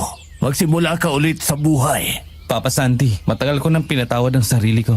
Tinulungan ako ni Cesar. Minulat niya ako sa katotohanan na sa ginagawa kong paninisi sa sarili ko, binabaliwala ko ang sakripisyo ni Pinang. Ganon din ang ginawa sa akin ng lokong yan. Niruin mong kinilyon ako at niyog-yog, nilibot ang agwat ng edad namin. Doon ko napagtanto na hindi namatay si Pinang dahil mahina siya. Oo, Papa Santi. Tama kayo doon. Namatay si Pinang ng gabing yun dahil matapang siya at malakas. Isa siyang ina na mag-iting. Oo, ganun nga. May bago ng usapan. Paano na nga pala kayo ng aking sinelia ay Elena? Ay nako, hindi ko alam ang itatawag sa batang yon. Sabi niya ay Nelia na lang daw ang tawag sa kanya. Paano na kayong dalawa? Mukhang talagang nakatakda ka sa aming pamilya, ano? Ang una ay ang aking anak na si Pinang. Ngayon naman ay ang aking pamangkin na si Nelia. Hindi ko pa masabi, Papa Santi. Gusto ko sana bago ako magsimula ng panibagong yugto ng aking buhay ay mahanap ko ng pumaslang sa aking mag-ina para wala na akong kahit anong bagahe. Nauunawaan kita. Sige lang, gawin mo ang gusto mo. Iyo ang lahat ng oras na kailangan mo. Huwag ka lang sanang masyadong magtatagal. Hindi na ako bumabata. Gusto kong makita ang aking apo sa pamangkin.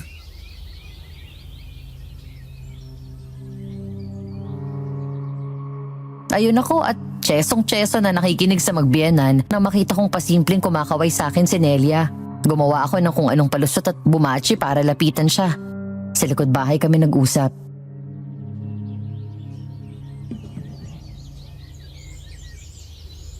Sabihin mo na sa akin, Cesar, kung ano nangyari sa mag-ina ni Efren. Gusto kong tumulong sa pagtugis sa pumaslang sa kanila. Makabayad man lang ako kahit konti sa kabutihan niyo sa akin. Paano kung tutulong? Gagamitin mo ang kakaibang kakayanan ng mga bangkilan? Bawal ka nang gumamit, hindi ba? Hindi ako gumagamit ng kapangyarihang bangkilan kapag nanunugsog ako. Natural na sa akin ang matalas na pang-amoy at pakiramdam. Madali para sa akin ang matukoy ang bagay-bagay. Kita mo nung may batang napaslang sa batis? Natukoy mo na isang aswang na magkahalo ang pagkaaswang ang pumaslang doon sa bata. Ganun na nga. Bawat aswang ay may iniiwang kakaibang amoy. Yun ang silbing bakas nila. At para sa mga bangkilang tulad namin, madali lang yung tukuyin.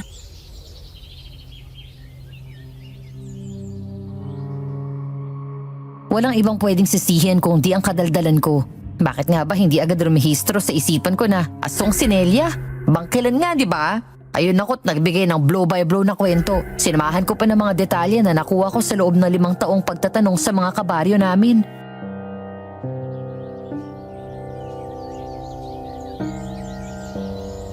Pero paano nangyari? Wala man lang nakapansin? Normal na araw yun eh. Naging abala si Papa Sandy at parang Efren sa mga negosyo nila. Parehas pa silang lumuwas. Siyempre ako nadakilang chuchuwariwa ni pare. Kabuntot ka nung lumuwas siya ng araw na yun. Bingo! Tapos si Papa Santi naman ay nakipagkita sa business partner niya. Katanghali ang tapat ang dumalaw si Pinang sa koprahan. Bitbit niya si Boyet at kasamang ilang mga tauhan mula sa mansyon. Doon sila nasa lisihan? May nakapagsabi sa akin na may matandang lumapit kay Boyet at inabutan niyo ng candy. Tapos maya-maya pa, nakita nilang kasama na nung matanda si Boyet palayo sa koprahan. Naku po. Si Pinang naman, buong akala niya ay may katulong nang nakapag-uwi kay Boyet kaya panatag ang loob niya. Nang makauwi siya, doon na nagkalintikan. Talagang hindi siya tumigil hanggat hindi niya nakikita si Boyet. Tapos? May nakapagsabi na nanlaban siya at pilit niyang inaagaw si Boyet mula doon sa dubukot sa bata. Pero malakas masyado yung aswang na anyong matanda. Binugbog at dinurog niya ang ulo ni Pinang. Si Boyet naman ay sinairan ng dugo. Kawawa naman si Efren. Oo, sobra. Kaya nga ang laki ng pasalamat ko na dumating ka sa buhay niya. Bagay na bagay kang dalawa. At nasan yung dalawang buong suporta ko? Dapat nga siguro hindi. Ha? Bakit naman? Paano mo nasasabi na boto ka sa akin para kay Efren? Ang kapal ng mukha ako, nagustuhin siya. Gayong kauri kong pumaslang sa mag-ina niya. Sa tingin ko'y mas nababagay siya sa iba.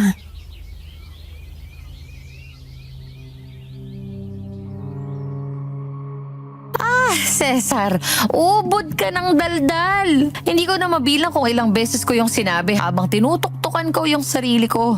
Pero wala na, nasabi ko na. At naniniwala si Nelia na mas mainam ang ipagparaya si paring Efren sa iba. Nung sabihin ko yun sa pare ko, binigyan niya ako ng makabutas bungo na kutos. Nasa loob kami ng kubo nun at nagpapatunaw ng kinain namin sa tanghalian.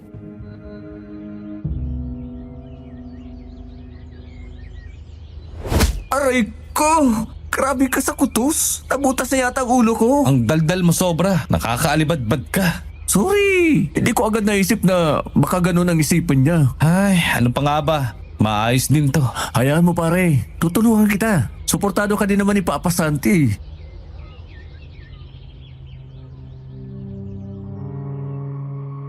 Pero hindi yata ganun kadali. Dahil itong si Nelia, iniiwasan ng magaling si Efren. Kagaya na lang nung nagkita-kita kami sa palengke. Hulyo na noon, araw ng Miyerkules. Lalong gumanda si Nelia dahil sa mga maayos na damit na ibinili para sa kanya ni Papa Santi. Nag-uusap kaming tatlo nang biglang dumating si Isabel.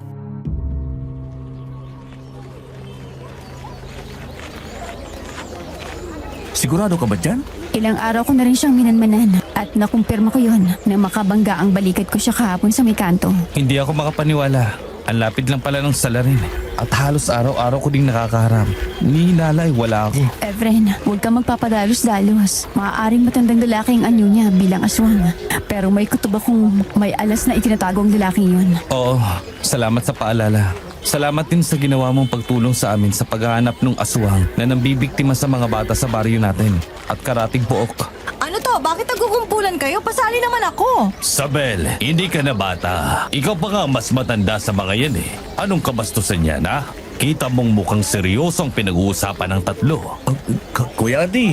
Cesar, Efren at si Nelia. Magandang tanghali. Magandang tanghali din sa inyo. Kumusta Kuya Andy? Ano nang balita sa hinihinalang aswang? May lead na ba kayo? Naririndi na nga si Kapitan. Kahapon lang may nabiktima na naman. Isang 10 taong gulang na anak nung maguling na si Mang Alfonso.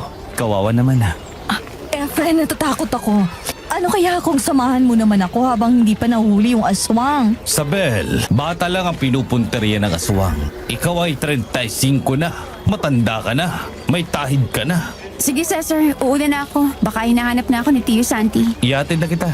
Wag na. Kaya ko naman. Huwag mo akong iwan, Efren. Baka mamaya magpakita yung aswang. Sabel, bitiwan mo nga si Efren. Nakakahiya ang inaasta mo.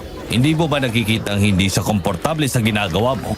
Sige na, Efren. Ihatid mo na si Nelia. Baka mamaya isipin ni Mang Santi na pinabayaan mo ang pamangkin niya. Nako, hindi ganun si Tio Santi. Sige na, huwag mong pinagpapansin tong asungot kong kapatid. Larga na kayo. Ay, dalhin mo na din tong mga gamit natin, Efren, para wala na akong bitbit mamaya pa uwi.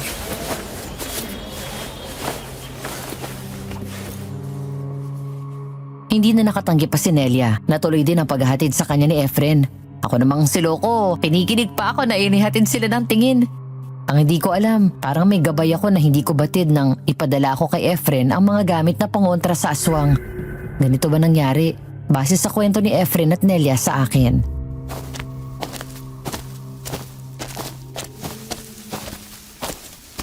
Ang bilis mo namang maglakad. Hinahinay lang, baka mapagod ka. Hindi mo na sana ako hinatid.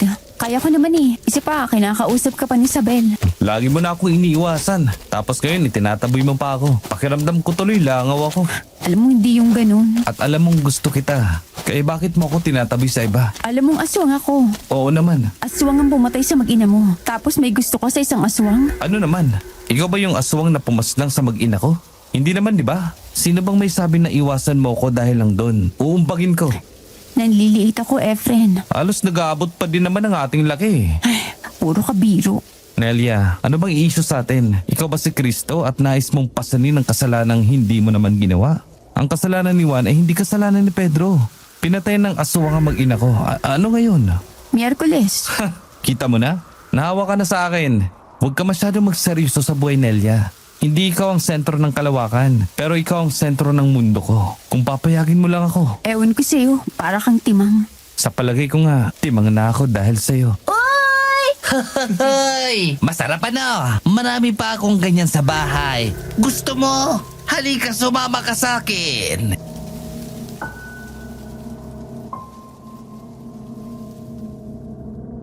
Nagkatinginan sina Efren at Nelia. Ang isang tango ay sapat na upang maging malinaw na senyas na nagsasabing sundan nila si Noel. Maingat nila ang tiniktikan. Noong una, normal lang ang lahat. Sinamahan ni Noel ang bata sa bayan, sa tindahan at sa ibang lugar pa sa baryo. Pero bandang pahapon na ay unti-unti na niya yung nilalansi papunta sa kung saan. Pero siguro mahalas lang talaga ni Noel ng araw na yon dahil nakasalubong nila yung tatay ng bata. Walang nagawa si Noel kundi ibigay ang bata at magpaalam. Lubog na ang araw noon. Patuloy nilang sinundan si Noel hanggang sa umabot sila sa masukal na parte ng baryo. Doon na nito ipinaalam na batid na niya ang pagtiktik nila sa kanya.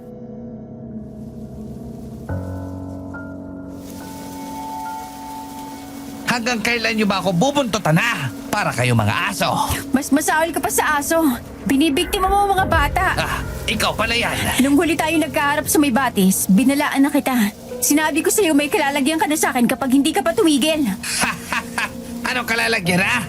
Diyan ba sa pagitan ng magaganda mong hita? Bastos pa rin yung bunganga mo, Noel. Efren. Ang kawawang Efren. Nakaitagal nang hinahanap ang salarin sa pagkamatay ng asawa niya. Tanga! Ilang taon na tayo nagkakairingan pero wala ka pa rin alam. Hindi ka nakakahalata na. Ako yon. Hayop ka. Pagbabayarin kita sa ginawa mo sa aking mag-ina at sa ibang bata na biniktima mo. Nagpangharap ang dalawa, lumipad ang mga suntok, umulan ang mga tadyak. Nagpambuno sila at nagpagulong-gulong sa maalikabok na lapag. Ang labang patas ay nagsimulang maging dehado nang mag-anyong aswang si Noel. Namuti ang buhok niya, kumulubot ang balat. Tinubuan ng mahahabang kuko at umiwarang ang bibig dahil sa naglalaki ang pangil. Buti na lang at bitbit ni Efren ang mga pangontra sa aswang na ipinadala ko sa kanya. Efren, mag-iingat ka! Talaga nagbagong anyo ka pa, ha? Ikaw ang unang matandang tao na luluray-lurayin ko. At pagkatapos ay pagpapasasahan ko yung kasama mong babae bago ko siya patayin. Masyado ka madaming salita. Gawin mo na lang. Sugod at nang magkaalaman na. Laban ka na ng usapan bukas. Sa pagsugod ni Noel na anyong tigabulak, sinalubong siya ni Efren ng pagsaboy ng pinulbos na itim na luya at apog. Sapul sa mukha ang aswang. Isang malakas na hiyaw ang pinakawala nun at pilit na inaalis ang pagkakapuwing. Sinamantala yun ni Efren at sunod-sunod na pinaghahataw ng mag-asawang yantok at kamagong na pambambo. Umaringkingking ang aswang sa sakit at napaluhod. Isang matinding hataw sa ulo ang binigay ni Efren at tuluyan na yung nalugmok sa lupa.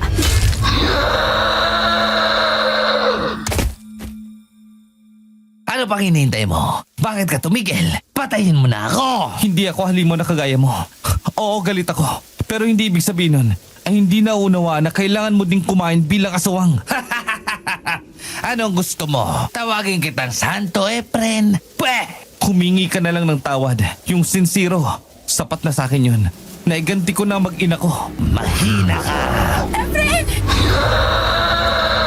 Mula sa pagkakalugmok ay muling nagbago ng anyo ang aswang. Ang matandang anyo noon ay unti-unting nagkaroon ng kakaibang tikas. Lumaki ang katawan. Naging maskulado ang tigabulak at biglang umigpaw ang kamao nun. Mabilis na nakasangga si Efren pero humagis pa rin siya ng bahagya mula sa aswang. Papatayin kita gagaya ng pagdurog ko sa ulo ng asawa mo! Binigyan kita ng pagkakataong mabuhay. Inisip ko may pag-asa ka pang magbago. Pero hindi mo yun pinahalagahan. Duwag ka lang! At dahil sa kaduwagan mong yan, mamamatay ka! Pagsisisihan mong bumaon ka pa, aswang! Ako ang mananatiling nakatayo sa bandang huli! Muling nagsalubong ang aswang na si Noel at si Efren. Tadyak dito at mga kalmot doon ang naging sagutan. Doon na kinuha ni Efren ang buntot pagi na nakasiksik sa bag. Pero kakaiba ang kapal ng balat ng tigabulak. Parang boksingerong nagturok ng steroids. Isa pa, tao lang si paring Efren. At ang uri ng labanan nila ay talaga namang susubukin ang stamina ng isang normal na tao. Pero hindi patatalo si pare. Dangan nga lang at maduming lumaban si Noel. Nagkunwari yung napaluhod pero ang totoo ay dumakot siya ng alikabok at nang palapit na si Efren ay isinaboy niya yon sa mukha nito. Napuwing si Efren at sinamantala yun ng maskuladong tigabulak. Sinakal niya si Efren at iniangat mula sa lupa. Pero bago pa siya nakagawa ng anumang seryosong pinsala ay may biglang tumadyak sa kanya. Nagbagong anyo si Nelia. Bangkilan! Oh, isa akong bagilan, hamak na tigabulak. At iniinis mo ako sa maduming paraan ng paglaban mo. Dakilang bangkilan! Magkauri tayo! Hindi tayo dapat na magkalaban! Ang dapat nating tapusin ay ang lalaking yan! Itahimik mo yung bunganga mong mabahong tigabulak. Naiirita ako sa'yo. Binigyan ka ni Efren ng pagkakataong magbago pero anong ginawa mo? Nagbagong anyo ka at nanawi ka pa ng alikabok. Kinakampihan mo ang taong yan! Tinatalikdan mo ang pagiging aswang mo! Huwag mong sabihin na layo ka na dyan sa lalaking yan! Kung oo man ang sagot ko, wala ka ng pakialam doon. Katapusan mo na, mamamang uri ng nilalang. Hawag! Parang awa mo na!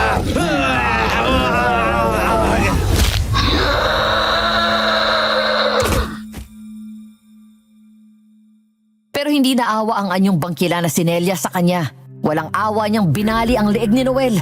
Pagkatapos ay paulit-ulit niyang tinadyakan ang ulo nito hanggang sa magmukha na lang yung giniling na karne. Ilang sandaling tumigil sa paggalaw ang bangkilan. Tapos bigla na lang yung parang nauupos na kandila na natumba sa lupa. Nagbalik na sa anyong tao.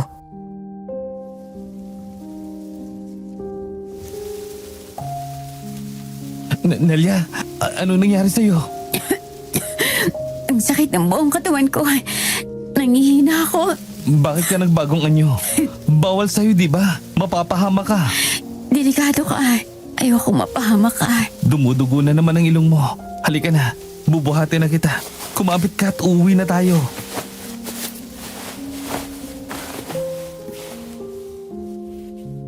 Sa unang pagkakataon mula nang namatay ang mag-ina ni Efren ay umuwi siya sa totoong bahay niya. Kami ni Papa Santi na nandun na panakanakang inuukupa ang bahay para maalagaan at huwag kainin ng alikabok ay nagulat na lang nang dumating sila. Inalagaan namin si Nelia. Ilang araw siya nakaratay sa kama.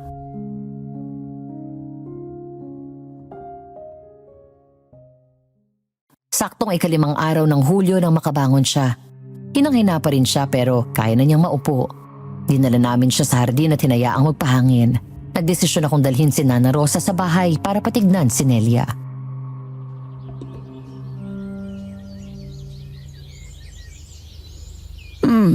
Hindi nagsisinungaling ang bangkila na nagsabing ang tanging makapagliligtas sa batang ito ay ang ritual na nagdurugong buwan. Tamang-tama na may isang paparating sa 16 ng Hulyo. Pero hindi ko kayang kumain ng laman ng tao. Oo, yun na nga. Dahil isa sa mahalagang parte ng ritual ay ang pagkain ng laman ng tao. Pero iha, kung hindi mo yun gagawin, ikinalulungkot kong sabihin, papanaw ka, bilang na ang mga araw mo. Ilang panahon na lang natitira sa akin pag natapos ang pagdurugo ng buwan at hindi na igawad sa iyo ang basbas, mamamatay ka na.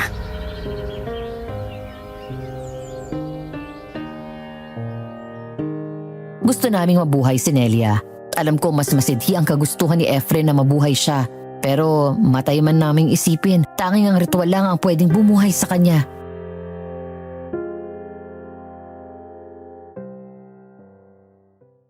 Tumakbo din ang mga araw. Gabi ng Hulyo 9, isang linggo bago ang pagdurugo ng buwan. Habang nagpapahangin silang dalawa sa hardin.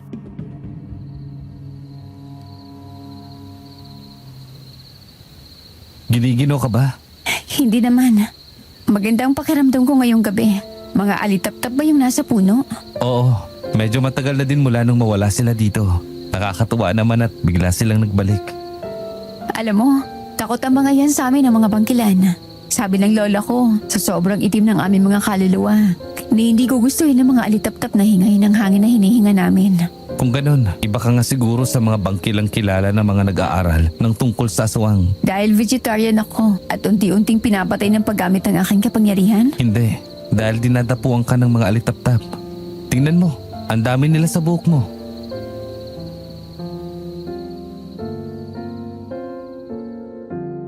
Nang makita ni Nelia kung paano magningning ang buhok niya dahil sa mga alitap-tap, ay sumilaw ang ngiting ilang araw na naming di nakikita.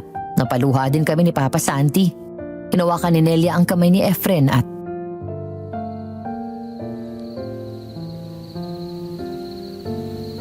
Efren, kung di mo mamasamain, gusto ko sanang tanggapin ang minsang inalok mo sa akin. Anong? Pakasal na tayo.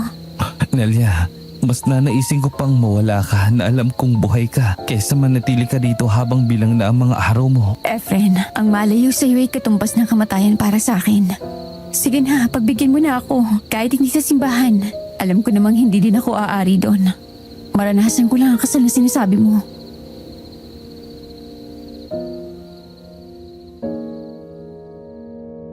inihanda namin ang lahat. Tumulong din si Nana Rosa. Pagsapit ng gabi ng Hulyo 15 ay nagsagawa kami ng isang kasalan sa hardin kung saan nagbalik ang mga alitap-tap. Walang ibang bisita, tanging ako, si Papa Santi, si Nana Rosa at sina Efren at Nelia. Ang ganda-ganda ni Nelia sa suot niyang puting damit at belo. Para siyang Diyosang diwata na bumaba mula sa kabundukan.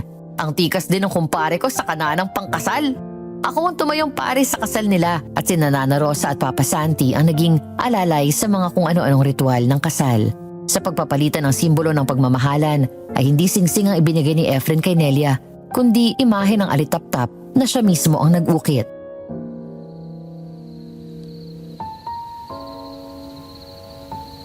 Tanggapin mo ang imaheng to ng alitap-tap bilang simbolo ng pagmamahal ko sa iyo na sana hindi mo malimutan na anumang dilim ng sitwasyon, palaging may liwanag na darating para gabayan ka pabalik sa akin.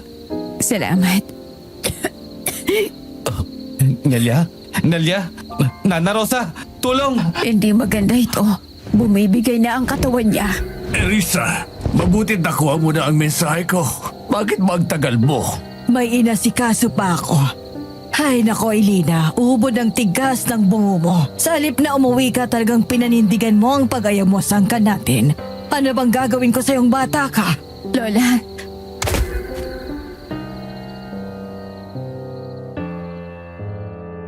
Nawala na ng malay si Nelia kaya dinala namin siya sa kanyang kwarto. Pagkatapos ay muli naming hinarap si Erisa at tinanong kung may iba pa siyang alam na maaring magligtas kay Nelia.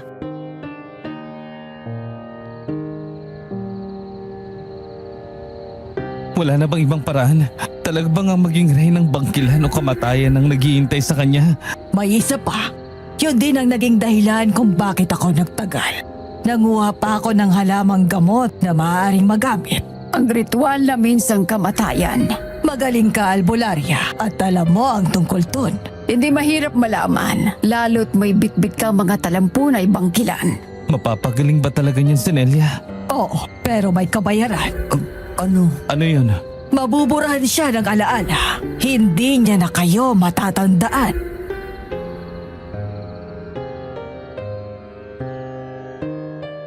Walang pagdududang tinanggap namin ang kapalit na yon. Mas nanaisin naming makita na buhay at may amnesia si Nelia kaysa sa mamatay siya.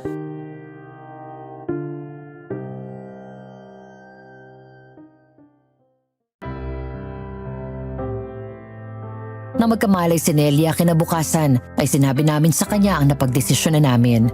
Panay ang iyak niya. Ayaw niya kaming malimutan pero tumahan din naman siya nang sabihin namin na magpapakilala kami sa kanya. Na pwede kaming gumawa ulit ng mga alaala kasama siya.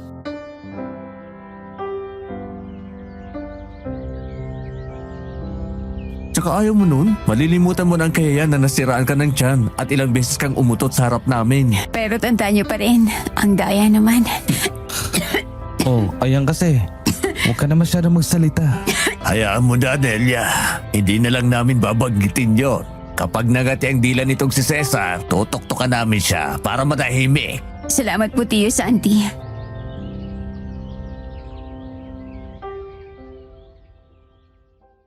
Pero may hindi kami sinabi kay Nelia. Isang bagay na tanging si Erisa at Efren lang ang nagkakaalaman. Saksi kami nung unang nag-usap sila pero wala sa amin ang kontrolo ang karapatang magdesisyon na kay Efren lang. Umaga nun, inihahanda ni Erisa at Nana Rosa ang mga gagamitin sa ritual. Nasa likod bahay kami.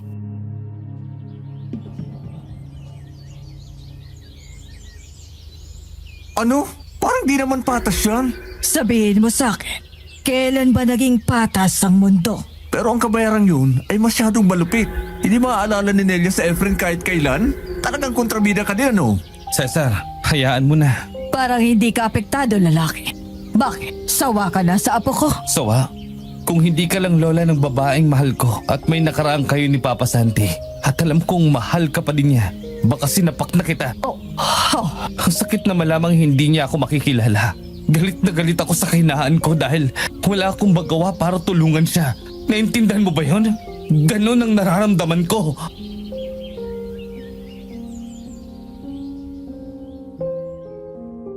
Para magtagumpay ang ritual, kailangan ng sakripisyo. Isang patunay na mas mahalaga sa kahit anumang pinapahalagahan mo ang buhay ng individual na gusto mong mabuhay. At yun ay ang relasyon ni Efren kay Nelia. Nung sabihin sa amin yun ni Erisa, gusto kong magwala. Ano ba namang biro ng tadhana yun? Nawala na nga ng pamilya ang best friend ko. Babawian pa ng minamahal. Ano bang problema ng mundo kay Efren? Kung sino man yung elemento na yun, gusto kong hamunin ng suntukan. Pero yun na nga, wala na magagawa.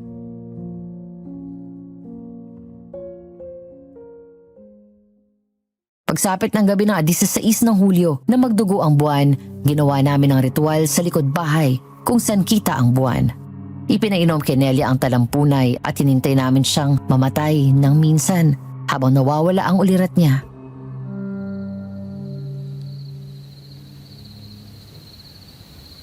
Anong nararamdaman mo? Inaantok-antok. Parang magaan ang pakiramdam ko. Hayaan mong dalhin ka ng pakiramdam na yan.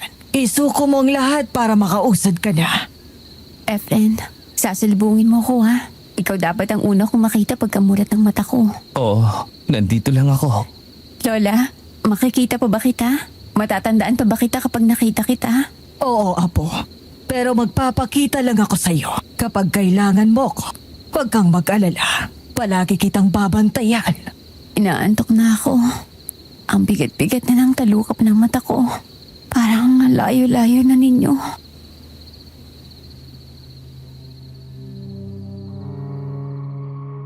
Tuluyan ang nahimbing si Nelia. May ilang segundo ding tumigil ang tibok ng puso niya. Inorasyonan siya ni Nana Rosa at Erisa at ilang sandali pa ay nagbalik na sa normal ang paghinga niya. Nang paputok na ang liwanag at nagsimula nang gumalaw-galaw ang talukap ng mata ni Nelia ay umalis na si Erisa. Nagsimula na ang umaga ng Hulyo 17.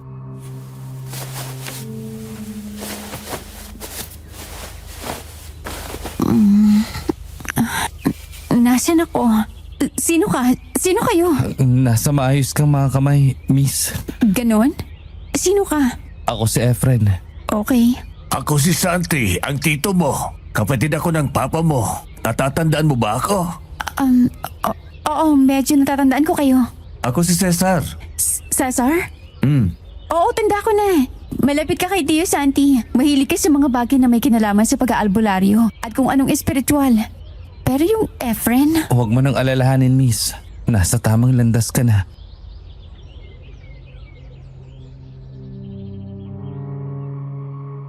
Unti-unting naalala kami ni Nelia, ako at si Papa Santi. Binuulit namin ang aming koneksyon pero si Efren, wala lang. Para bang isa lang siyang estrangerong kapitbahay na minsan lang niya nakasalubong. 2 taon nang lumipas, magkasama pa rin kami ni Efren. Umuwi na rin siya sa bahay niya at tuluyan ang naging paggawaan ng mga body products ang dating koprahan. Balik kami sa para mga binata pero si paring Efren tuluyan ng no pansin sa mga kababaihan. Para bang huminto na lang ang mundo niya at naging masaya sa pag-iisa. Pero isang umaga habang namamasyal kami sa plaza dahil pista,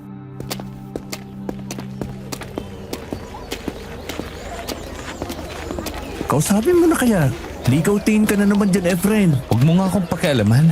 Sinamahan na nga kita dahil inindyan ka ng kadate mo kasi nahuling pinagsasabay mo sila ng tropa niya. Panay pa ang pakikialam mo sa akin.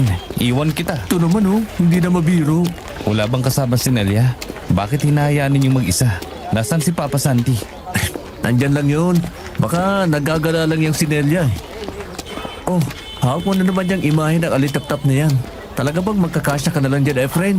Hindi mo man lang ba susubukan magpakilala ulit? Di na. Basta okay lang siya. Masaya na ako. Ito ang kabayaran ng ginusto ko. Di ba? Cesar! Andyan ka pala. Oh, haya na. Kausapin mo. Oh, hoy, saan ka pupunta? Alis ako. Saan pupunta yung kasama mo? Nakaabala ba ako? Hindi ko din alam kung saan siya pupunta eh. Ha? Ano to?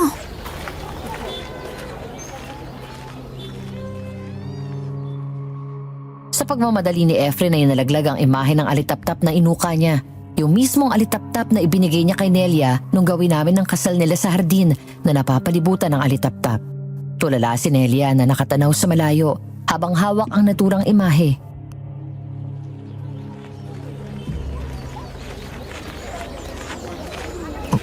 Nelia? Naalala ko to.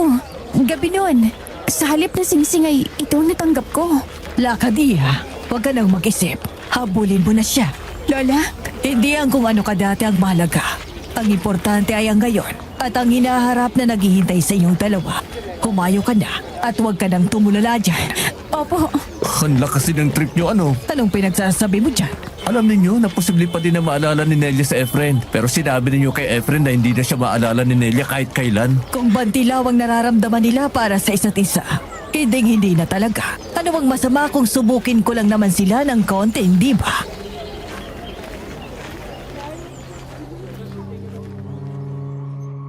Kung hindi lang siya bangkilan, binabag ko na talaga ang huklubang kaharap ko.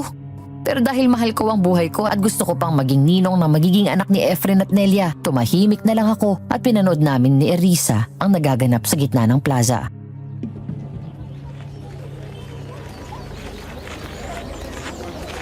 Madaya ka. Oh, sinong kausap mo, miss?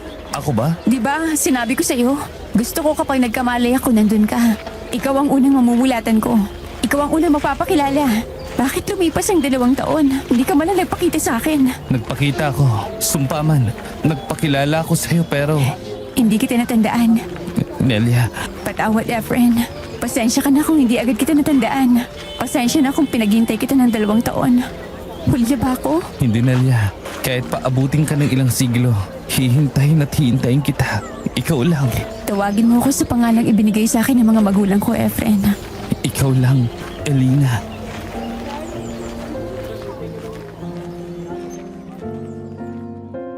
Tapos noon, naging sila na. Pagkahaba man natuloy din sa simbahan. Yung tungkol sa sakripisyo, kaya naging posible pa ring maalala ni Nelia o ni Elina si Efren dahil sa sinubok lang sila ni Erisa. Ang totoo niyang isinuko ni Erisa ang pagiging reynang bangkilan niya kapalit ng buhay ni Elina. Naging normal na tao na lang si Erisa at namuhay kasama ni Papa Santi. Ako? Aanhin ko pa ba ang asawa? Masaya akong panoorin ang mga mahal ko sa buhay na maligaya. Doon tinapos ng Ninong Cesar ko ang kwento niya tapos tumingala siya sa buwan habang humihigop siya ng mainit na kape.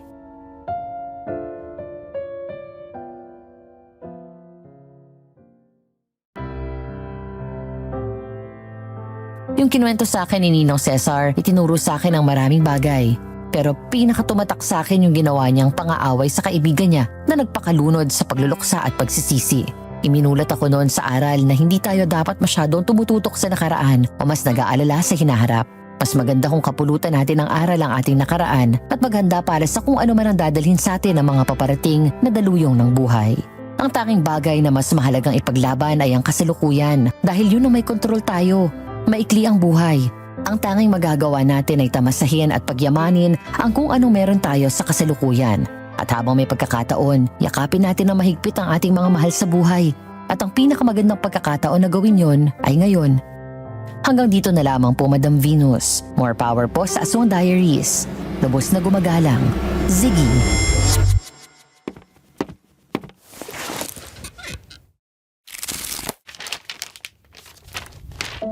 Ang sarap pakinggan ang kwentong may haplos sa puso, ano?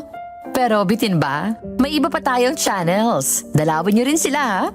Para sa kwentong puno ng revelasyon, punta ka sa Aswang Confessions. Sa kwentong maaksyon, nandiyan naman ang Sitio Pangil. Sa kwento ng pagbangon at pag-ibig, punta na sa Miss Amy Aswang Love Stories. Kwentong may kilabot ba ang hanap mo? Sitio Bangungot ang sagot. Kwentong may DJ naman sa Aswang Radio. At sa kwentong may misteryo, tara na sa kwentong Takip Silim. Kaya ano pang hinihintay ninyo? Kumayo na kayo at namnamin ang mensahe ng aming mga kwento.